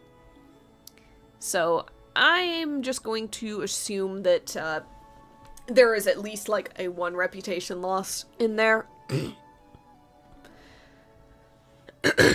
So the timer is a 6, but that of course bumps up immediately to 11 with all our bonuses. We are looking for Curse 3, Magic 3, Hair 2. And we need to determine who is slowly being turned into a cat. Who kicked a cat? Who kicked a cat? Is now the question. We do have one, like, bona fide known jerk in the village, in the form of, I think it's Jack. Is it Jack? Let me see. Jack Davis, owner of the local orchard. He's old, bitter, and hates children, specifically. Or it could be the brat that trampled the gardens. Maybe Normir tied a can to a cat's tail? Did one of those mean little boy things? Mean little kid things? And now suffers? Let's go with it.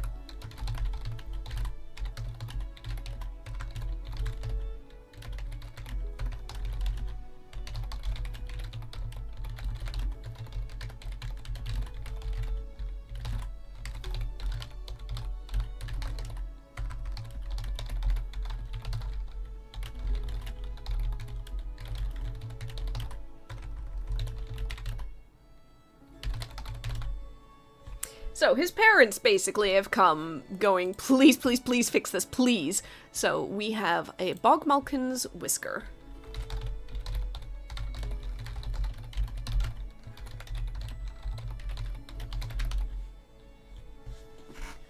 Alright. This one's going to be a little bit interesting, so let me see if there's Curse 3, Magic 3, and or Hair 2 on any of these extra elements. Curse, Magic, Hair.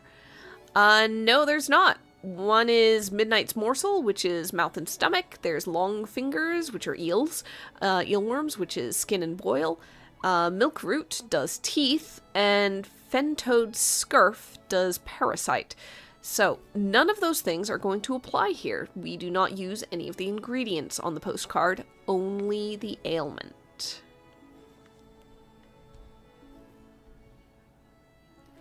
So, let's go ahead and figure out how to help this little monster. First things first, I do technically have a wigfish for hair. It's mood, sleep, and hair. I'm going to see if there's anything else that does more stuff. I don't think there's anything for curse or magic in here. There is not. Alright. Let's go. Let's do this. Curse, magic, and hair. And the curse and magic are 2. The hair... Sorry, 3. The hair is 2. Alright. Let's go down the line. Lot of mood. Curse and magic. Oh, glitter snow is only 2. That's a shame. That would have been real good. Yeah, 2-star curse and magic. Like, could have been one thing hitting two elements. Oh well.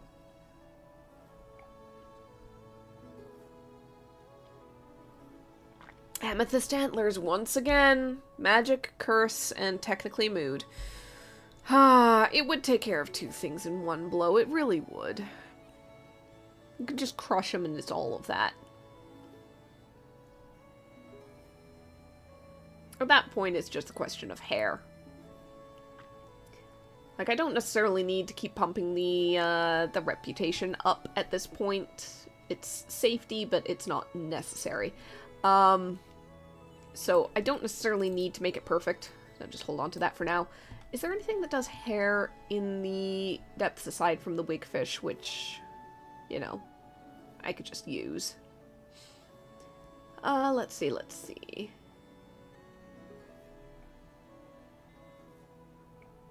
Wigfish, mood, sleep, hair. This kid's gonna be in a great mood after this, tell you what. The algae mermaid's gift can be boiled for hair and hair alone. Quite frankly...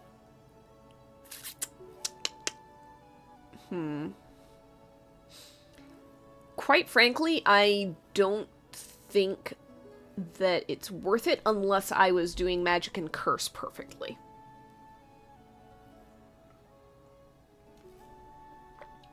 Yeah, I'm just not going to do the perfect potion. I'm just gonna go for antlers. I'm going to use the wigfish that I have in my fish tank.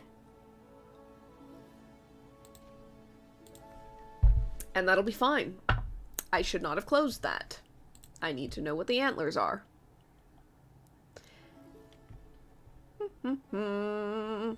Alright, amethyst antlers.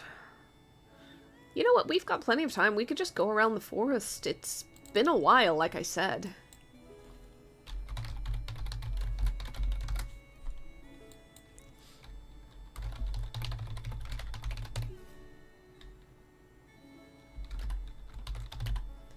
You know, it might not be the most efficient, but I could do it.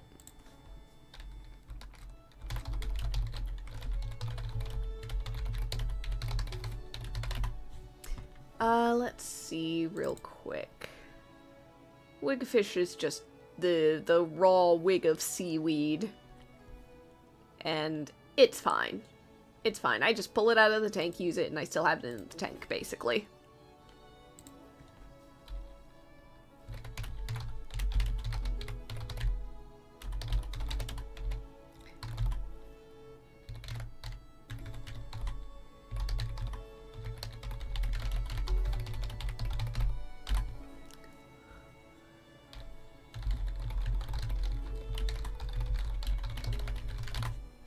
I feel like we're not making a potion out of this stuff. We're making a little chew. We're making a little wad of stuff that has to be, like, chewed and swallowed.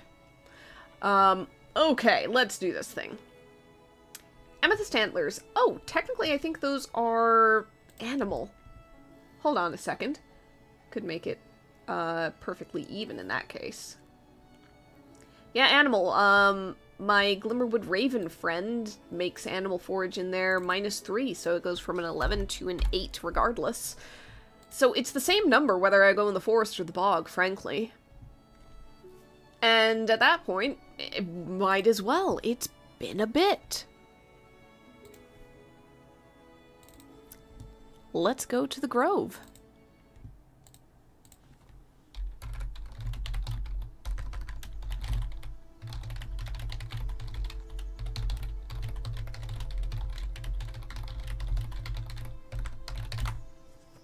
So, what happens in the Glimmerwood Grove as we search for these antlers?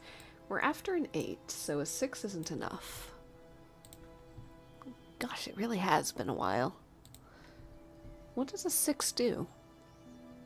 Uh-oh. You hear the mother...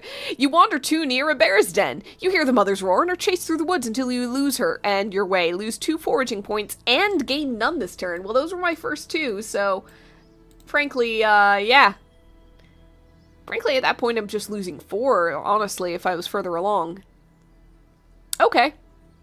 Okay. Well, at least we didn't lose time. We just lost our way. Look at the Raven and go, what the hell? Raven's just like, sorry. It's the unicorn. It's the unicorn. It's the unicorn. Alright, so it approaches and places a face value reagent in your basket. I think in the past that's usually been the antlers, to be quite honest. Because, yeah, its face value is like 11 or higher. A snake's promise technically would count. Amethyst antlers is up there. Cynic ivy would be up there. Okay. For the forest? Yeah. What reagents do we have on hand? You know what? Screw it. I'm just gonna roll. I've got a d6, so 1 and 2 is Snake's Promise, 3, 4, Amethyst Antlers, 5, 6 would be Cynic Ivy. I've got a 2, that is a Snake's Promise. Let's see if I've already got one in here that I can just tick upwards in number.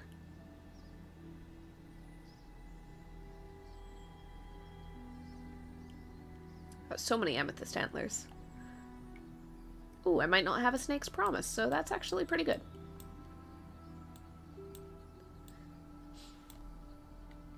Unicorns are passively magical, so of course they're able to extract this without a wand, because they are a wand, basically. Just living. Okay. So, yeah.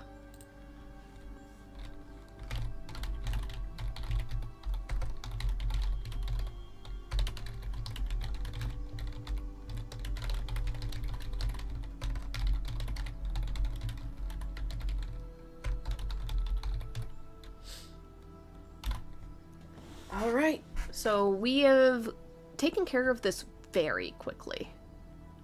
Very quickly. Normare is barely going to have any time to transform further, to be honest. Is there any value or point in continuing to wander the area?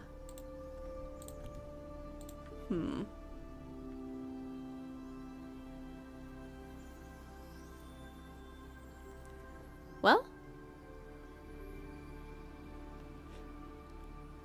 let's see. I do need to find out really quick where I get the moonstone while I'm thinking about it. Now that the Baron is off my mind, really quick. Where are tools and upgrades? There it is. Let's see. Moonstone cannot be bought. Piece of crystal, many say come from the surface of the moon. Okay. Where do you get it? I'm going to assume maybe it's an exploration event either on the mountain or the Cloud Isles, perhaps. Just go ahead and scan through those really fast, just in case. I think I've gotten most of the Moonbreaker Mountains. Not all of them, but most of them.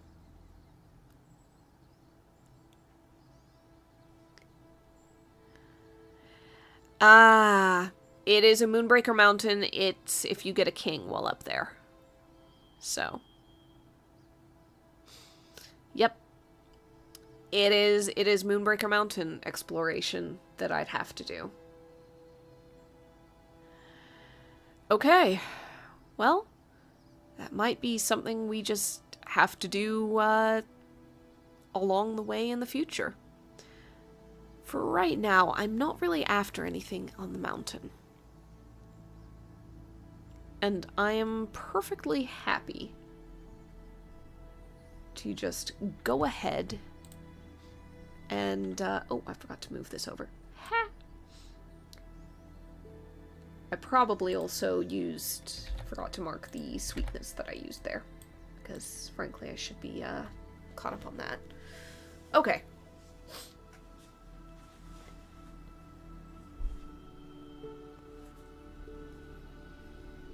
So, we're gonna worry about that on our downtime, to be honest.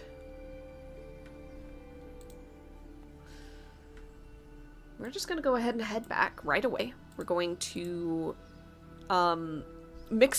crush up the antlers, mix them into the seaweedy wig of the wigfish, and, give it to the kid's parents and tell them good luck. Because he needs to eat all of this. And then it's going to be their problem, to be quite honest. They can deal with making sure the kid eats takes his medicine. I'm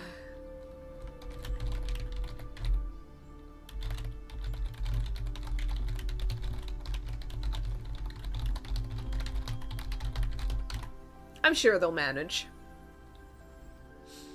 So.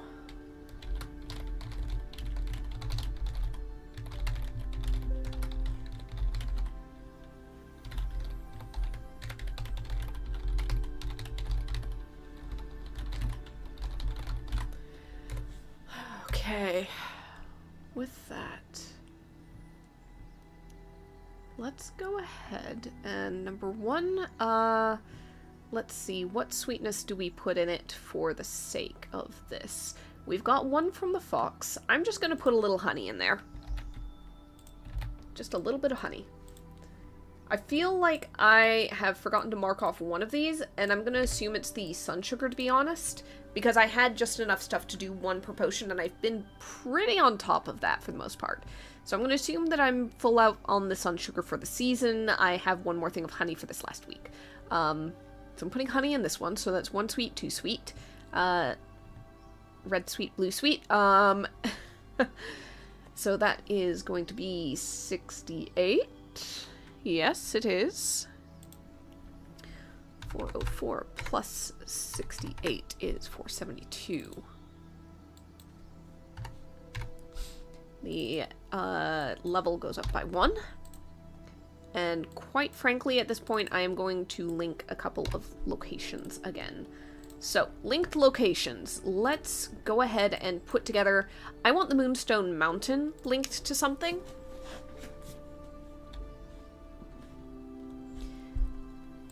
I'm going to link Moonstone Mountain, Moonbreaker Mountain. Blah. I've got Moonstone on my mind. Moonbreaker Mountain to Heroes Hollow. So basically, the funny thing is, to go from Moonbreaker Mountain to Cloud Isles in the teleportation, I have to go zip down to Heroes Hollow and then up to the Cloud Isles. But they're technically linked.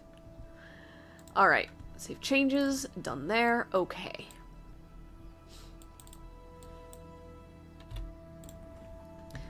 Right.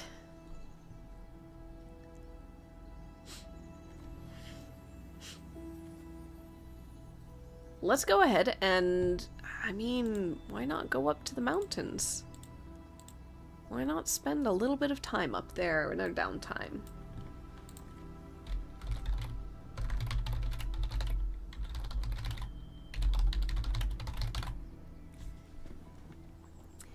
We're gonna spend some time up there. So, mountain climbing. Let's go ahead and see what we find. A 9. From your vantage point, you spot a nice, obvious reagent on a rocky outcrop.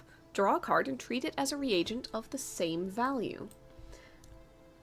Why couldn't I find a king? King is the king is the card I need for exploration, not reagent. Damn it. Alright. So is there a mountain reagent of 13? It's a Nimbus fish. I find a Nimbus fish scale. Most likely. Is there another one? Moon moss. Okay. So moon moss or Nimbus fish. Bit of scale, bit of moss. I think I've got, what have I got on hand? I know I've got moon moss on hand, just not how much. 3 moon moss, I'm not worried about that. Have I got Nimbus fish? 2 Nimbus fish. I really am not worried about that. You know what the heck? I mean, I guess I'll put 2 Nimbus fish down. Another 3rd Nimbus fish. Guys, I'm so set on Nimbus fish and moon moss. Huh. Alright. So we found a little bit of something there. Gonna continue to explore. 5. Ah, it's our hot air balloon lady. Increased timer by 1. Alright, so basically we loop right back up. So.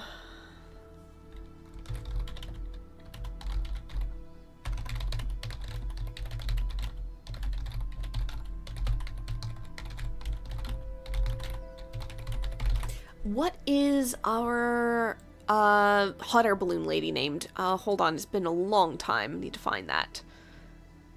Where is she? Rye. Yep. Eccentric balloonist lady who flies about the mountains. So I think we're just going on a little bit of a ride and getting a good look at the summit. Getting a good look at the lighthouse just below it.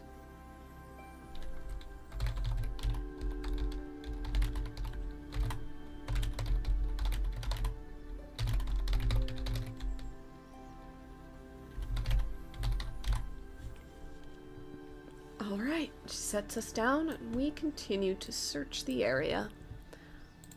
9 is, once again, another little bit of reagent. Nice.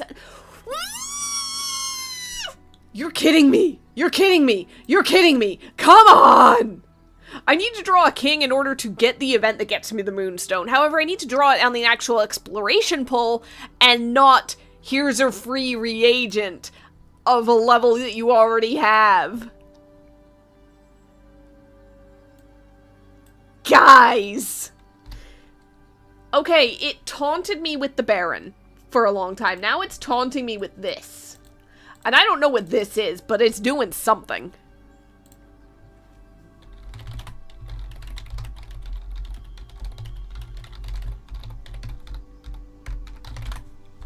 I'm not getting it on this run. I'm not. There's too many kings that have been drawn. There's too many.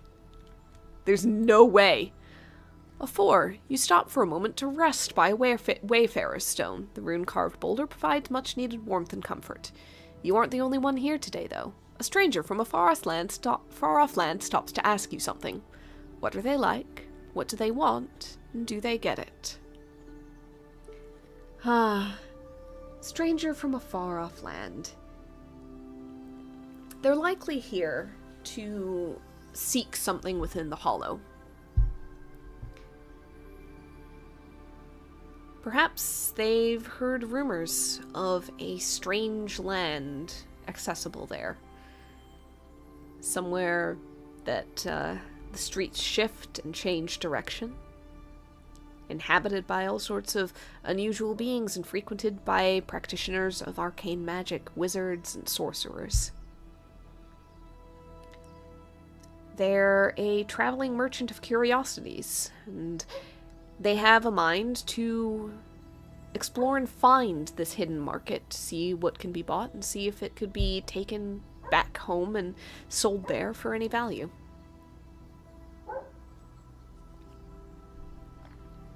We could give them a few tips and tricks, a few hints. But this is their journey to take, so they are continuing on it.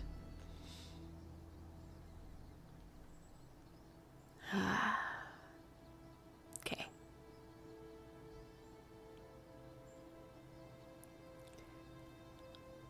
I do not think that we are getting a moonstone on this exploration.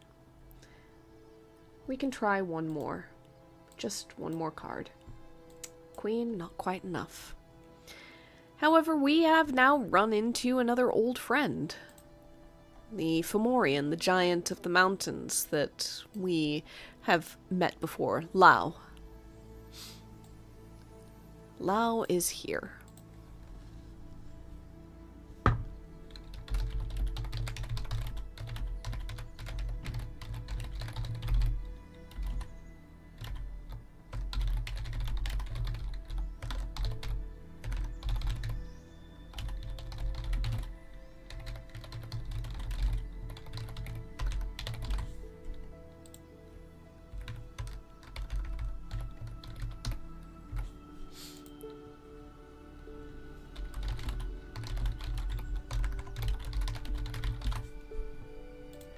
Okay.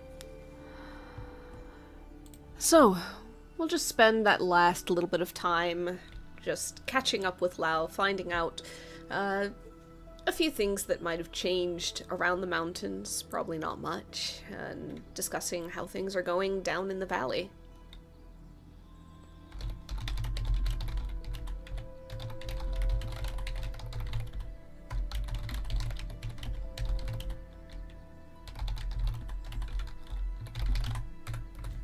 Moonstone might just be something I never get on this run. It is so very luck-based. That's alright. That's alright. I think we had one jot of time. Technically, I have been forgetting to put anything into the Last of the Margot info. That's alright. We'll just do that there. Okay. With that... I think it's time to get into Autumn Week 12. Last one before the festival. Alright, let's find out what we're dealing with. What is a 5 on our expert ailments? It's goddamn clock shock again. What is a 5 on some of the easier stuff? Thunderstruck we've dealt with. Intermediate has loss of experience. Mostly a concern for adventurers. The afflicted feel sluggish and morose, as if they have lost a measure of their essence and are no longer good at the things they once were. Understandable. If I go back to Novice, all the way back to Novice, it's Yeti chest. The afflicted's chest hair grows longer and thicker until it becomes a fur-like coating. They also speak with a much lower voice for some reason. Good in winter, though. Hello. I did not see the hello there. It was covered by my music player for some reason. Just badly placed on my screen is all. There we go. I feel like going back and just leaving aside the reputation and doing something simple. Just doing something really simple. Because I don't want to deal with more clock shock, to be quite honest. So loss of experience sounds interesting because we do have some new adventures that have come through. And I feel like kind of pulling some of them in for this. So I'm going to go to the intermediate menu of ailments. We will not get any reputation for this, just the silver. So, loss of experience. Mood 2. Magic 1. And it gives a timer of 4, which is much lower than any we've been dealing with, to be honest. But then that's 2 and 3, so it comes to a timer of 9. Okay. So which of our recent adventurer friends has been suffering a loss of experience? I've got the trio that I ran into on the mountain recently. Ranger, a cleric, and a frontline fighter. I've got the poor little new guy, Ark, going through the dungeon, and getting pulled out like twice.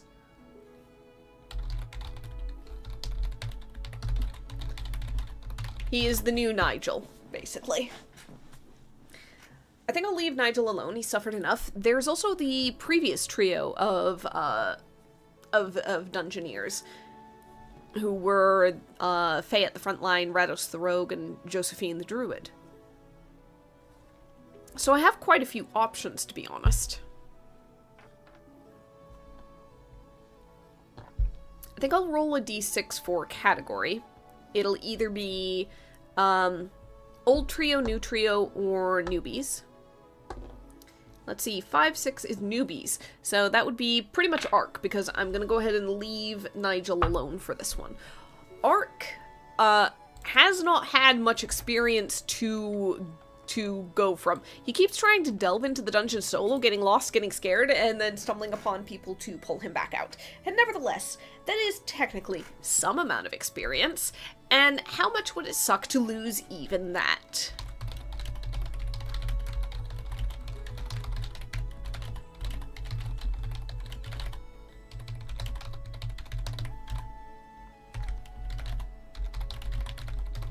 So, we have Ark, the newbie adventurer, suffering loss of experience, feeling very morose, feeling very useless and like a failure, and he's not good at anything, and he's come to the door and is basically a crying mess as we give him, like, a cup of cocoa, and there him into sitting tight for just a little bit while we go see if we can do something to help him. The poor guy. Alright, so Mood 2, Magic 1. Those shouldn't be too difficult. In fact, I'm just gonna peek in the Glimmerwood stuff, because I've got a feeling a lot of stuff does Mood in here. So, like, Fairy Dust does Mood and Curse. There might be one that does Mood and Mood alone. I just think... yeah, Songberries, but they're only 1 star. I need 2 stars for that one. Just curiosity... I don't need anything that powerful. Magic 1 is also going to be interesting, because I'm not sure how many things are 1 star, but also cure magic. Okay. Princess Toad does Mood. I do not really have to worry about perfection, because I'm not getting a reputation gain for this anyway. But I haven't done much with Princess Toads anyway. Let's see. Fairy Dust is honestly just a little easier, so I'm just going to hold on to that for a second. Let's go ahead and see what does magic at 1 star, if anything. Check the village really quick, just in case. I don't think there's anything that does magic here. Dark Water, but I'm not going for Dark Water for this, to be honest. Look in the lock real quick. Is there anything that does magic and magic alone and is very low level?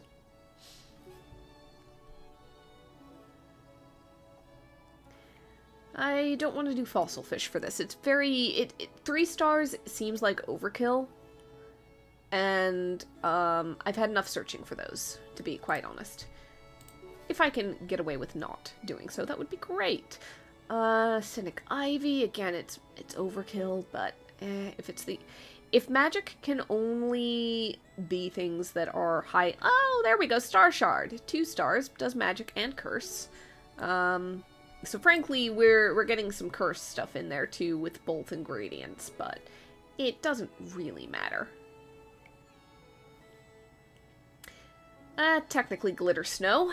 That's fine. That's fine. Okay. Glitter Snow is a little bit better, I think. It's 4 on the mountain as opposed to... what was Star Shard? Isles 5. And I do want to spend time on the mountain specifically, please and thank you. So, we're gonna go for Glitter Snow on the mountain for magic, for sure.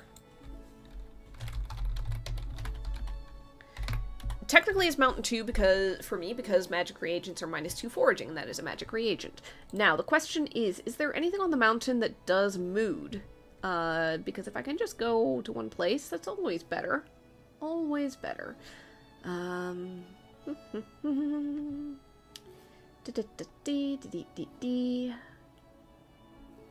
Oh, a Goat's Echo does Mood. It's Mountain 3, it's magic, so technically that's Mountain 1. Yeah. I've never gone for a Goat's Echo before, so...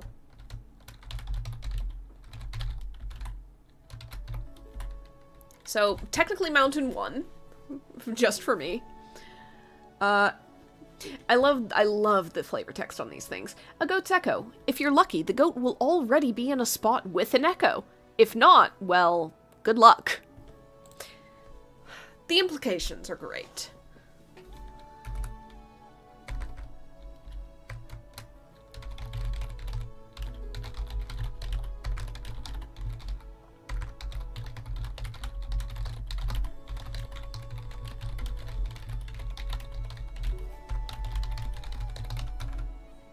All right. So we need a distilled goat's echo, and I think you just plop the glitter snow right in.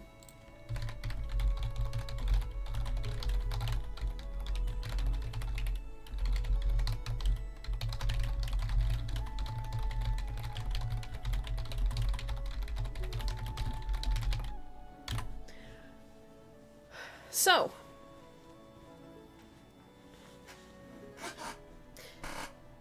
also, when snow falls upon the ley lines, it absorbs the latent magical energy. Dropping a bit of it into a potion is a surefire way of getting rid of unwanted magical effects.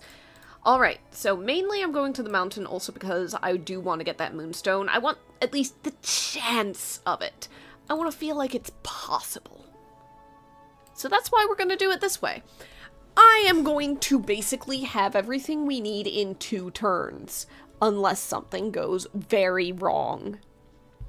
Because both of these things are super easy to find, and also I gain more foraging points in failing to find one than I need for one and as much as I need for the other. So, basically, this isn't going to take long. But whatever. Sometimes it's good to have something go fast. Moonbreaker Mountain Exploration, please and thank you. There we go. Let's do this thing. A2. I think we just found the goat's echo. Oh boy, did we find the goat's echo. Okay, it's funny that I attributed this one to it. While foraging around in the foothills, a large billy goat takes offense to your presence and chases you until you give it a plant reagent or it tires itself out. Lose 1 foraging point or 1 reagent. We don't have any reagents, like, on this run to give to it. So, I guess I lose a foraging point, gain 2, lose 1, have 1, don't need it, found what I need, so it worked out. Funnily enough, it is the bellowing of this billy goat as it chases us that's bouncing off the walls, and so we're frantically, trying to collect it with the wand into a bottle while the goat is, on our heels. Speaking of, I forgot to put on the music. There we go. Ha! Speaking of goat, meh, it says. Alright.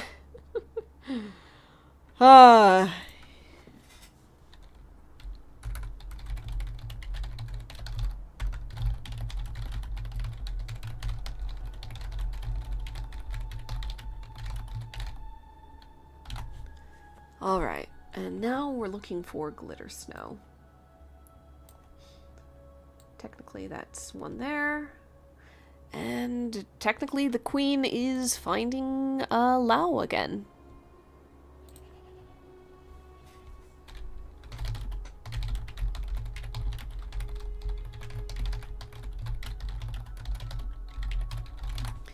Alright, so we run into Lao once more, and Lao, we can talk to him a little bit about this moonstone we've read about hoping to find one upon the mountains. Lao tells us that it is a rare thing, not often encountered, but we could be lucky. We technically have the ingredients we need. We're also in the place we want to explore a lot of. Let's just go ahead and keep exploring the mountains. Let's just keep following paths, climbing. So, you stop at the base camp that hikers and adventurers often use. You find that there's a group that have just come back from Heroes Hollow. Let's see, they leave a reagent. Draw a card and treat it as a dungeon reagent of that value.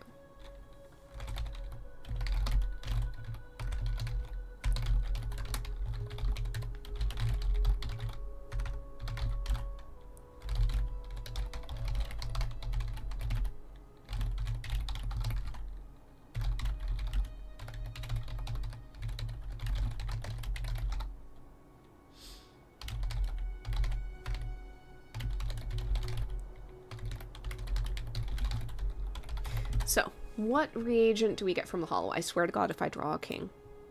Thank goodness. I was gonna get mad. 10 from the hollow. There's probably something that at least comes close. Another vampire venom, technically. Screw it. I'm taking a foot fungus. I'm just gonna put the foot fungus into reagents on hand. It's gonna get hard to find in the winter, and if there's ever a point where I actually need it...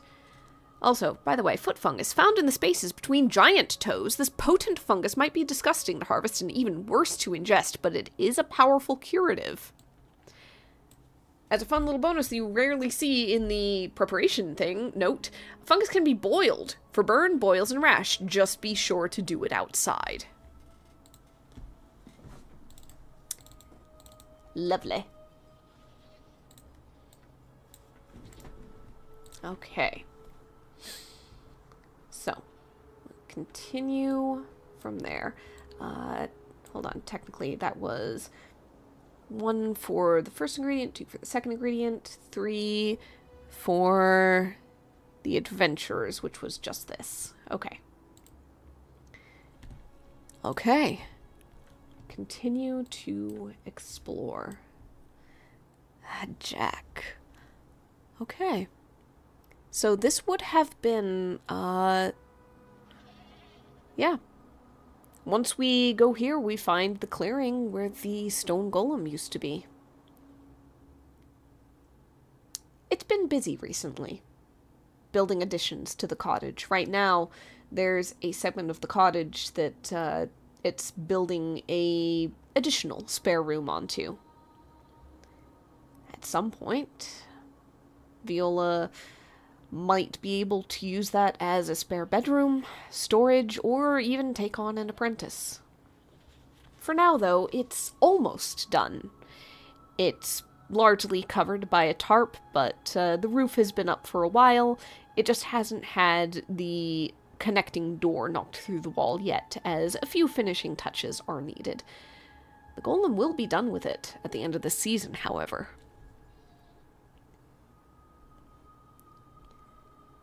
We'll continue to explore. Ace. You find a lost sheep in a moss-covered cave. It recognizes you and bounces over. The shepherd lives on the other side of the mountain, but it might get hurt if you leave it here. If you guide it back home, decrease timer by 2, but add 3 sweet to this potion. I think we'll go ahead and decrease it by 2. We've run into this shepherd's flock before, or at least one member of it. Let's see, where did I write the name down? Sigwald. We find one of Sigwald's sheep once again.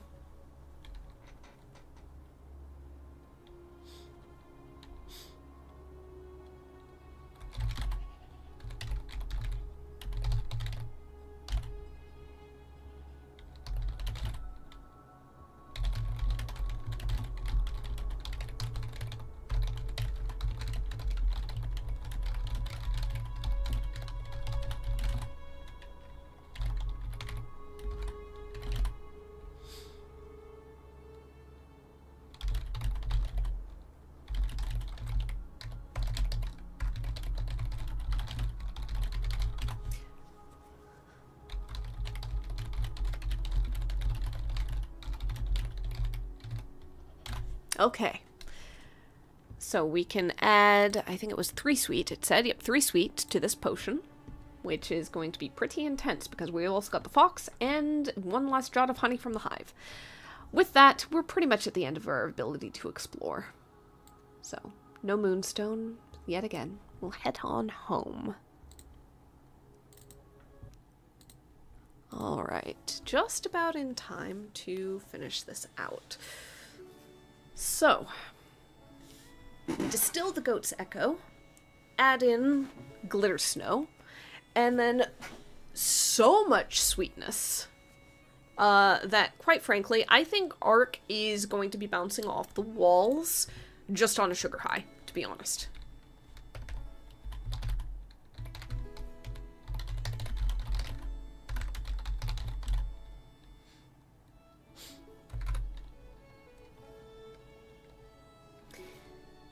So the goat's echo is for mood. The glitter snow is for magic.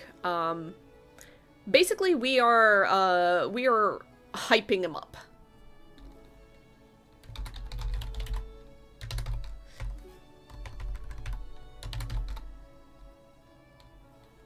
It's a hyper potion.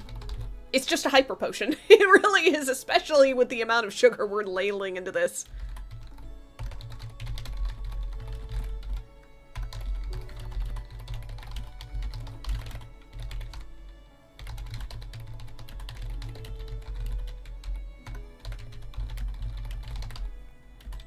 Ark's gonna be bouncing off walls. Probably that's the reason he pays so much for it, to be honest, is he just dumps a ton of silver from the little bit of adventuring he has managed to successfully do, as he is reminded that he can successfully do adventuring. And then he is zooming out the door and off to Hero's Hollow as fast as his legs can carry him. This might be unwise. We could have to rescue him again. We will see. For now, however, is our last bit of that. Frankly, we're going to be clearing these out for the start of next season anyway. That gets us to a little bit of downtime. Okay.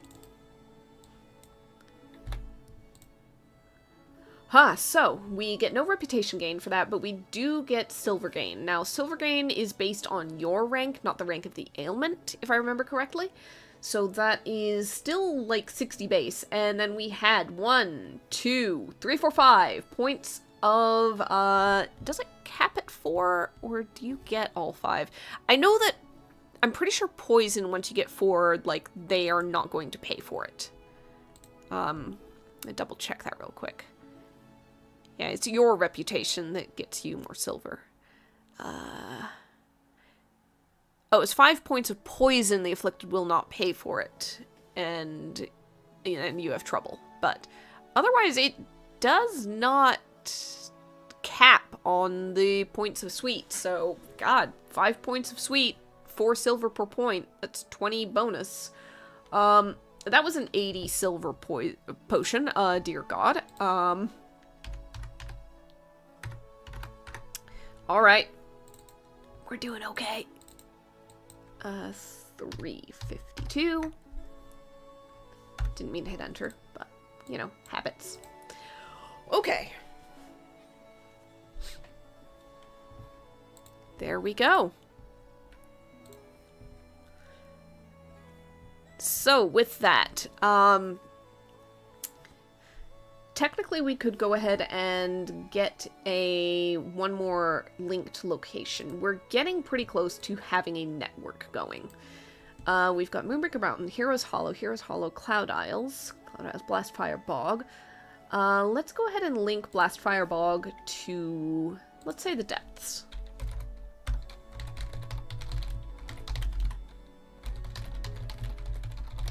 Dreamwater Depths. So we'll just go ahead and mark off 200 silver for that particular edition. The funds do bounce. The funds do bounce up and down and up and down. Okay. So, once again, I am going to just spend downtime. Ooh, you know what? I'm going to spend downtime doing this. So there's going to be 3 jots of time on getting Margot's last bit of info. So, we know she's from Curdlebridge, south of Loch. We know that she specialized in weather magic, divining what is to come, diverting or altering what is here. She's very proper, but is easily fooled or taken in by anybody who plays on that. She has this slightly unfounded belief that if somebody speaks well and dresses well, then they must mean well and must be very capable and knowledgeable. A little bit of that halo effect. Margot's troubles. Obviously anything that would sprout from that. However, I think that we should branch a little bit further. Is there something anything in Margot's past, in Margot's social circle, in anything like that. Does she have a rival? Did she ever make a mistake and therefore somebody might bear her ill will? Does she have any enemies, or even just people who don't like her? Does she have some manner of curse or misfortune upon her, some magical effect that could go against her? I think that we have built up a fair amount of elements of this concept of mages of the big city. People who tend to seek power for power's sake. We've already got hints of problems between them and Agnes. Would there be any similar problems with Margot?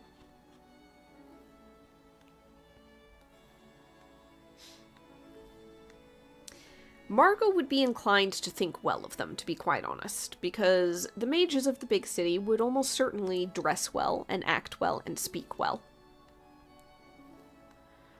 So I doubt that, if there is a problem, I doubt it's one that Margot encourages, engenders, or creates, or pushes, or anything like that.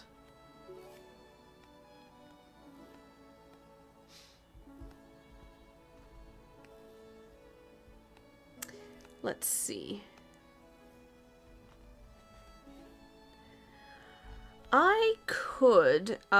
I've got lists of curses here, so there could be a curse on her that causes some amount of trouble.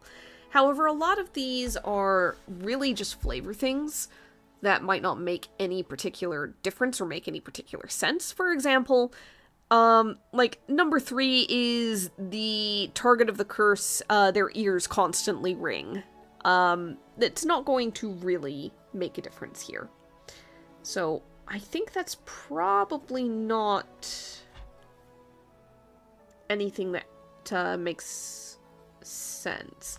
You know, some of them are. I'll go ahead and roll once just to see if anything comes up of interest. If not, I'll skip that idea.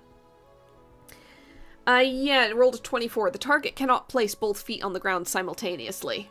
Hilarious, if you want to throw it into a small game or something like that, or on an NPC or something. But not really something that makes narrative sense here. So we'll just go ahead and skip over that. Let's see. Is there anything else? What's Margot's troubles?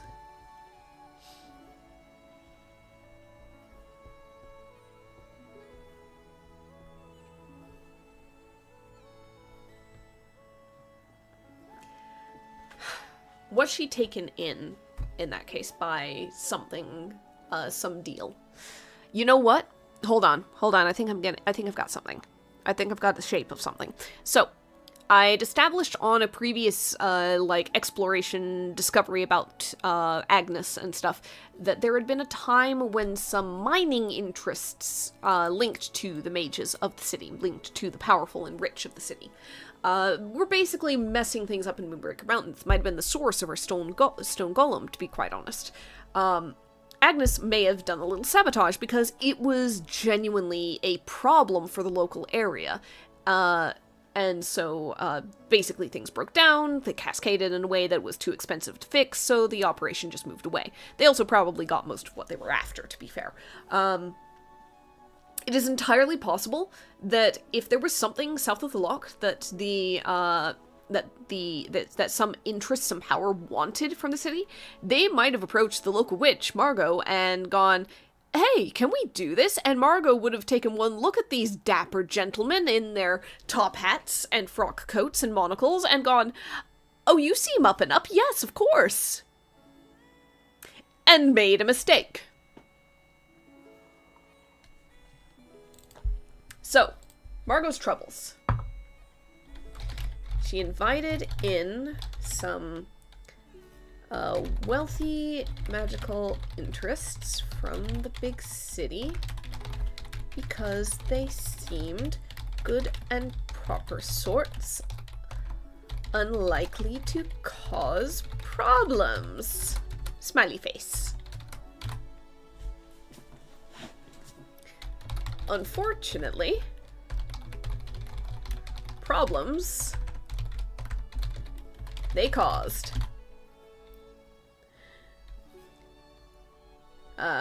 Let's see. Elements have shifted. Ley lines are tangled. Magic goes awry more often than it should. And there have been rumblings in nature of discontent. She might have called for Agnes's help to fix things. Knowing Agnes, the fix may have been a little extreme for the, tastes of the powerful interests that be.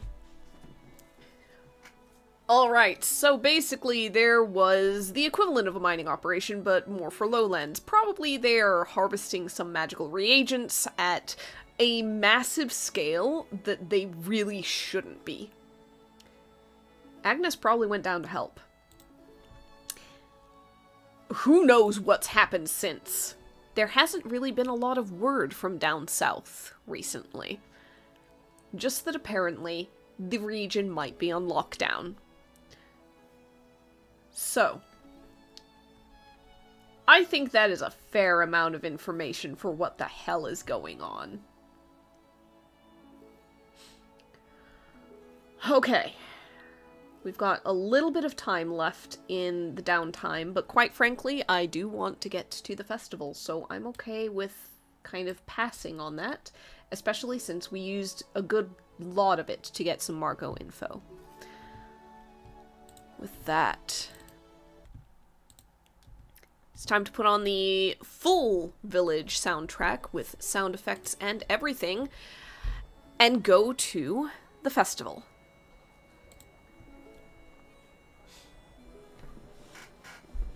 Oh, you know what? On second thought, I wonder if I can find, some music that suits for a Bogle's Night sort of thing. I've got a few pieces that are, let's see, more eerie, more spooky. Let's see. I'm gonna try a few different things because I don't remember what all of them sound like. These are some of the free to use, Kevin MacLeod musics. So, from way back when. From way back when he actually wrote his own music. Let's try Fairy Tale Waltz. A little bit too much of a thing.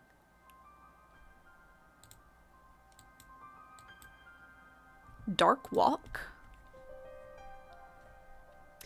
Hall of the Mountain King we are not going to touch. I know how that goes. Honestly, Dark Walk isn't too bad. I think it's fairly short, so it's going to loop pretty quick, but... yeah, I think this isn't too bad. Let's keep this for Bogle's Night. So, Bogle's Night is a magical time of year where the barriers between worlds are thin and the dead rise to walk among the living. People don costumes and masks and decorate their homes with spooky imagery. Perhaps a little bit of that downtime that I skipped was finally carving those jumpkin shells. So, as Village Witch, it is your responsibility to welcome the souls of the departed. How do they cross over? What does your role entail? And what is the best part of it?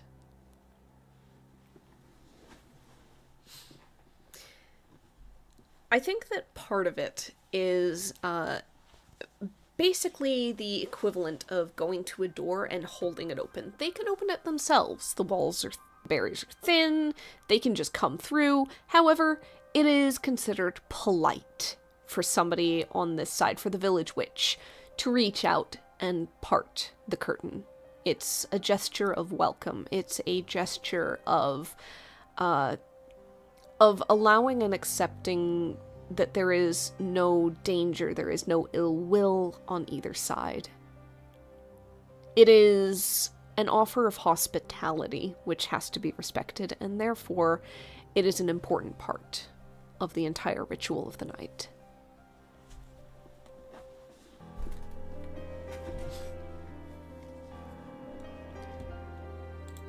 The best part about it might well be that, well, these are the departed largely of the village. There might be a few that come trooping down or up from Heroes Hollow.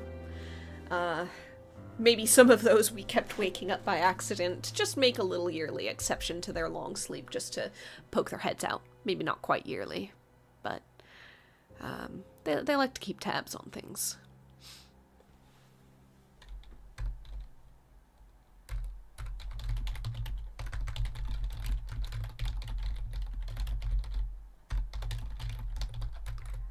I forgot to start making notes for week 13, Bogle's Night.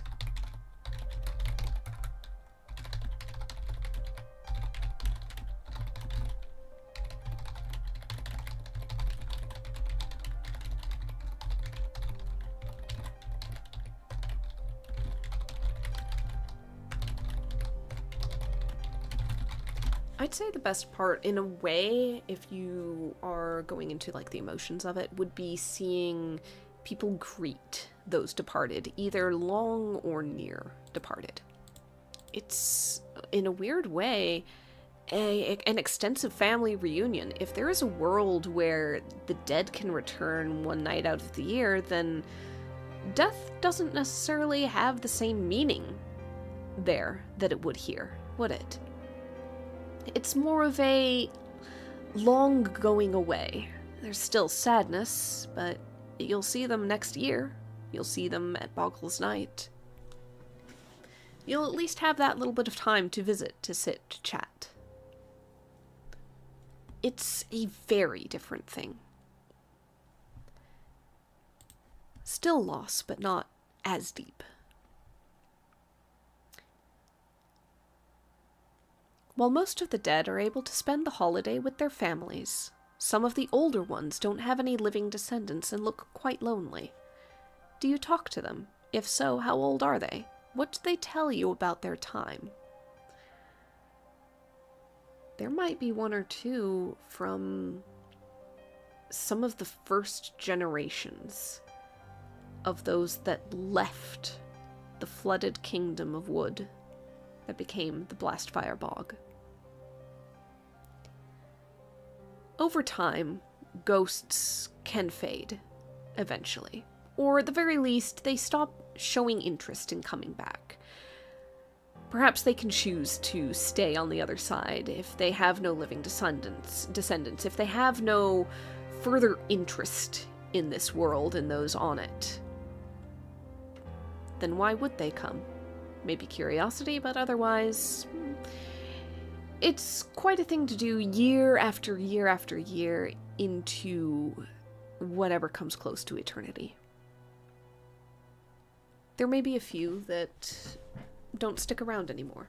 Some of these might be the last ones that, the oldest ones that come by. In a sense, they might have living descendants. It's just that the descent is so distant that how do you know all the names? How do you know all the people? You can't. You might be distantly aware or suspect that maybe some living villager might be from you at some point up the line, but you can lose track of things. Especially if things happen, but nobody is able to inform you or bothers to, or they move away.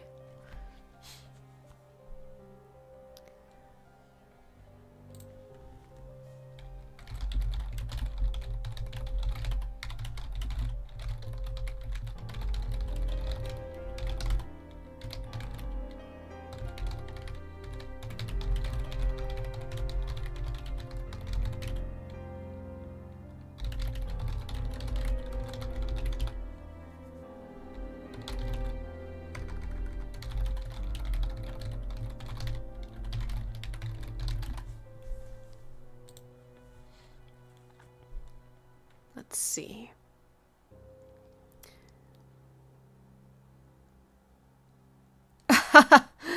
Oh no, this is secondhand embarrassment.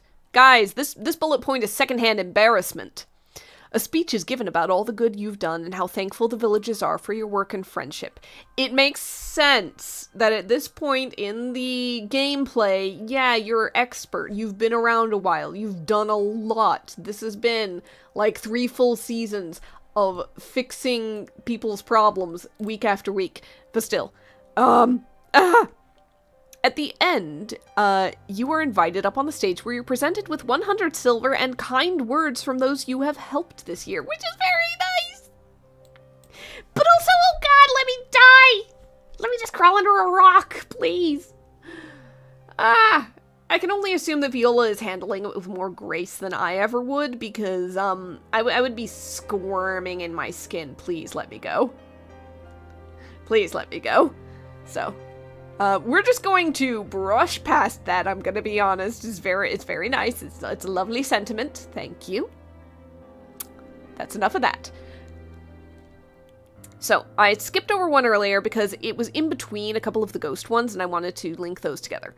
So I'm gonna return to it. Do you go to the spooky soiree? Who do you go with? What costume do you wear? Write about your time. Did you enjoy yourself? So, there is a potential draw card reward. It's only if you get the king or queen, however. So, I think it's worth trying.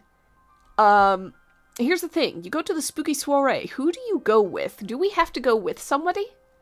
Who do we go with if we go with somebody? There is an entire, like, social aspect to this game where certain events hint at... oh, you know, maybe there could be a relationship here. Not a lot of them. But, like, it's an open sort of question thing that you can do. I have not touched it, to be honest. And I am unlikely to. So this would be going with somebody as a friend.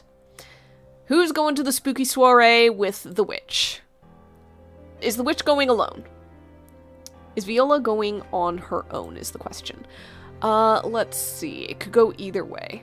I'm gonna flip a card for it, you know that? I'm gonna flip a card. So, I swear to God, if this is a king or queen, though. I will... You know what? In order to preserve any chances of that... Nah, screw it. I'll flip a card. Red goes with somebody. Black goes alone. If it's red, we gotta figure out who. Okay, black goes alone. So, Viola will go to the spooky soiree, but it is not going to be a couples thing, or a friends thing, or anything like that.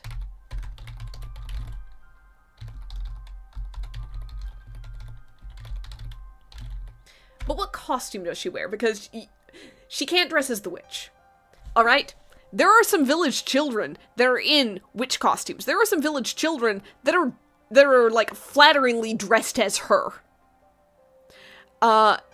She has to dress as something else. What if she dresses as, like, the dark ruler of the underworld? In, like, a cheap costume kind of way. Where she's just mocking it up.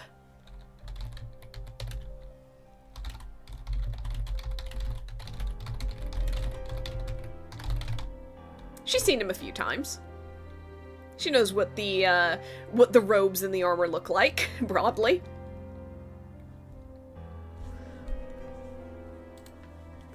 Alright, so...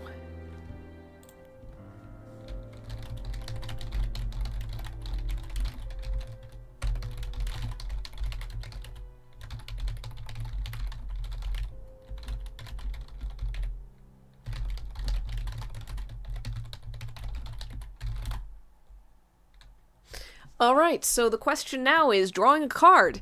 If I get a king or queen, then Viola is crowned Spookiest Soul and receives the Crown of Bones, which lowers all animal reagents foraging value by 2 from now on. It is a permanent buff. Let's give it a try. There is no king or queen. We are not crowned the Spookiest Soul. Someone else gets the Crown of Bones.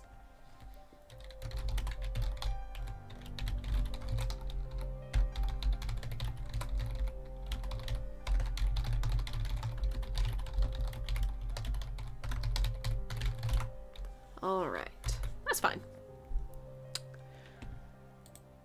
So, the very last thing in Bogle's night. Every year, as is tradition, the bonfire is made into the shape of something wondrous and horrifying. You were asked to add something to make this year's bonfire even scarier. What shape does it take? What did you add, and what happens?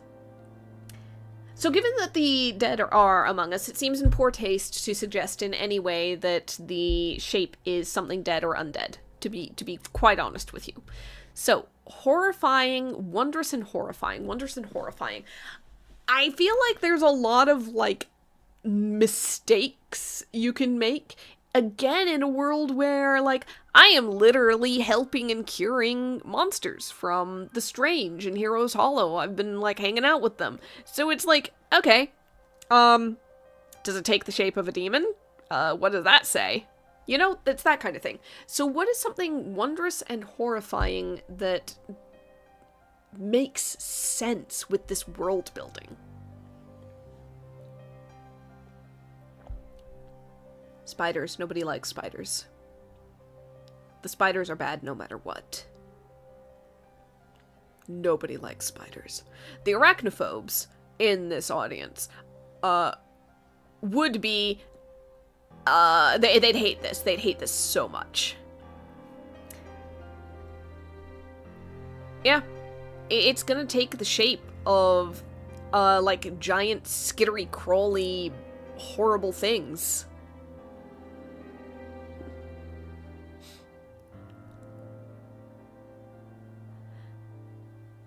Just sun, was that a typo, or was it so delayed that I said something and I have completely forgotten what I said?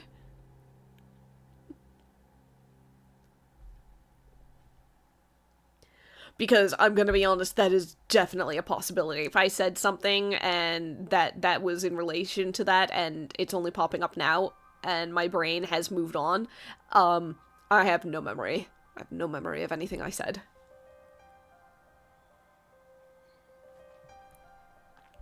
Was it just sun, or was it meant to be something like just one, but typoed?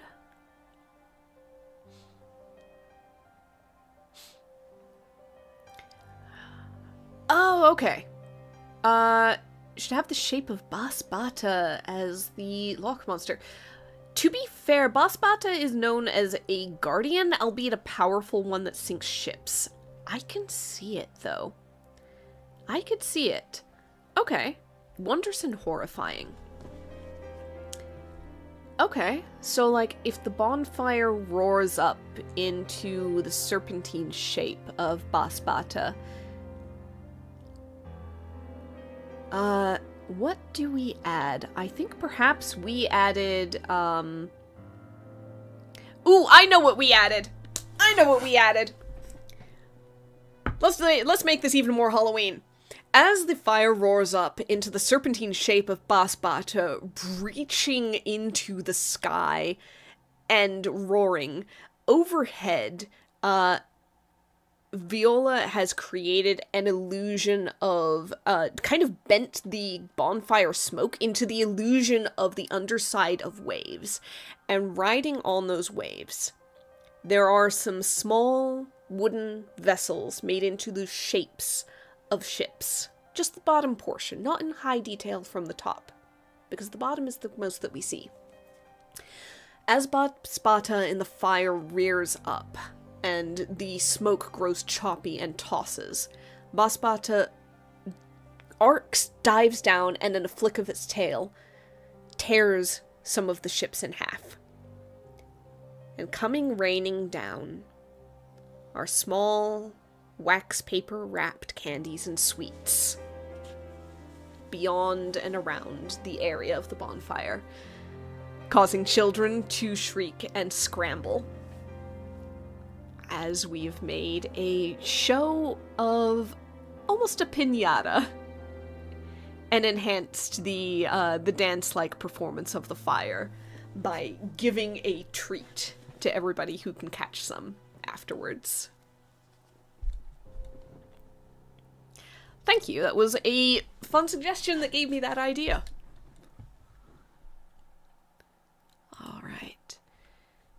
with that, that would be the end of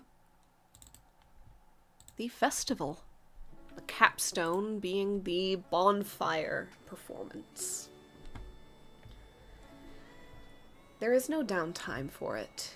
There is only preparation at that point for winter.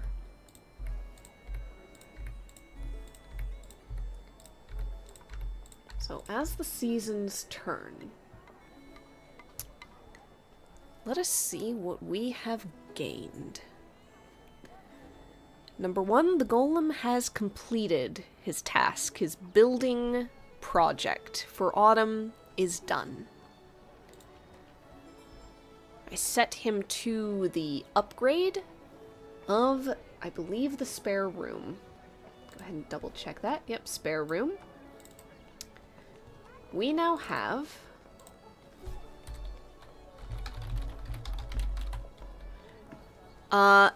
the ability to have an apprentice.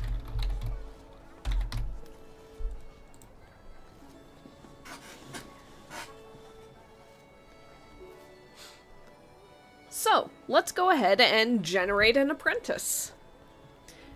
Just to read off the spare room text. Like any respectable witch, you'll be expected to take on an apprentice eventually. Thankfully, the little wand gnars aren't too much of a hassle if you know how to connect with them. Gain an apprentice. Draw on the familiar skills to see what special bonus they provide. Apprentices can be sent out to collect 1 reagent per downtime. There are no limits on the reagent value. You can just send them out once per downtime to collect a reagent.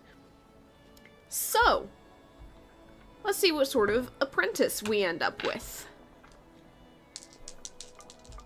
Number 1, I'm just going to get a name going, at the very least, just so I have something to write there. I'm gonna be honest, Elgiva? I'm not sure, but that is such a good little witch name. Apprentice Elgiva. Alright, so I need to draw on the familiar's skills in order to determine the bonus that she gives. It's gonna be hilarious if her ability is transport, because I've gotten so many transport stones set up, it is ridiculous. Don't give me that, please. 5. Shrewd. Whenever you gain silver, get an extra 50%. Oh dear God. Oh no. Oh no, she's a little business kid.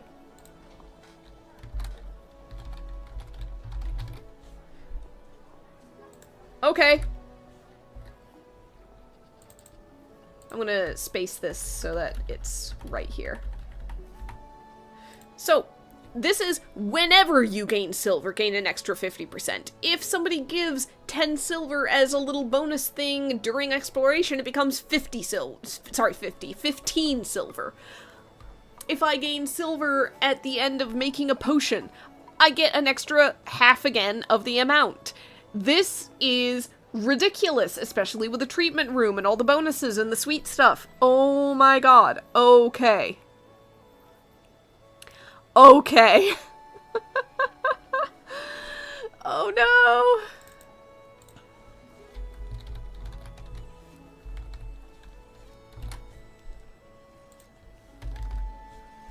There we go. So, we now have a little apprentice. Yeah, her name is Elgiva. She drives a hard bargain and is extremely good at extracting every silver penny's value out of something.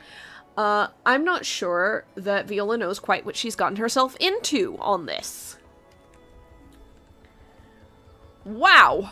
Okay. Alright, so with that done, the golem helper can go and do something else. Oh, right. We can go ahead and get 2 things from the garden plots. I believe that I gain, like, 1 thing. What's the value? Grow any 1 plant of foraging value 8 or lower. So, basically, end of season, Let's see.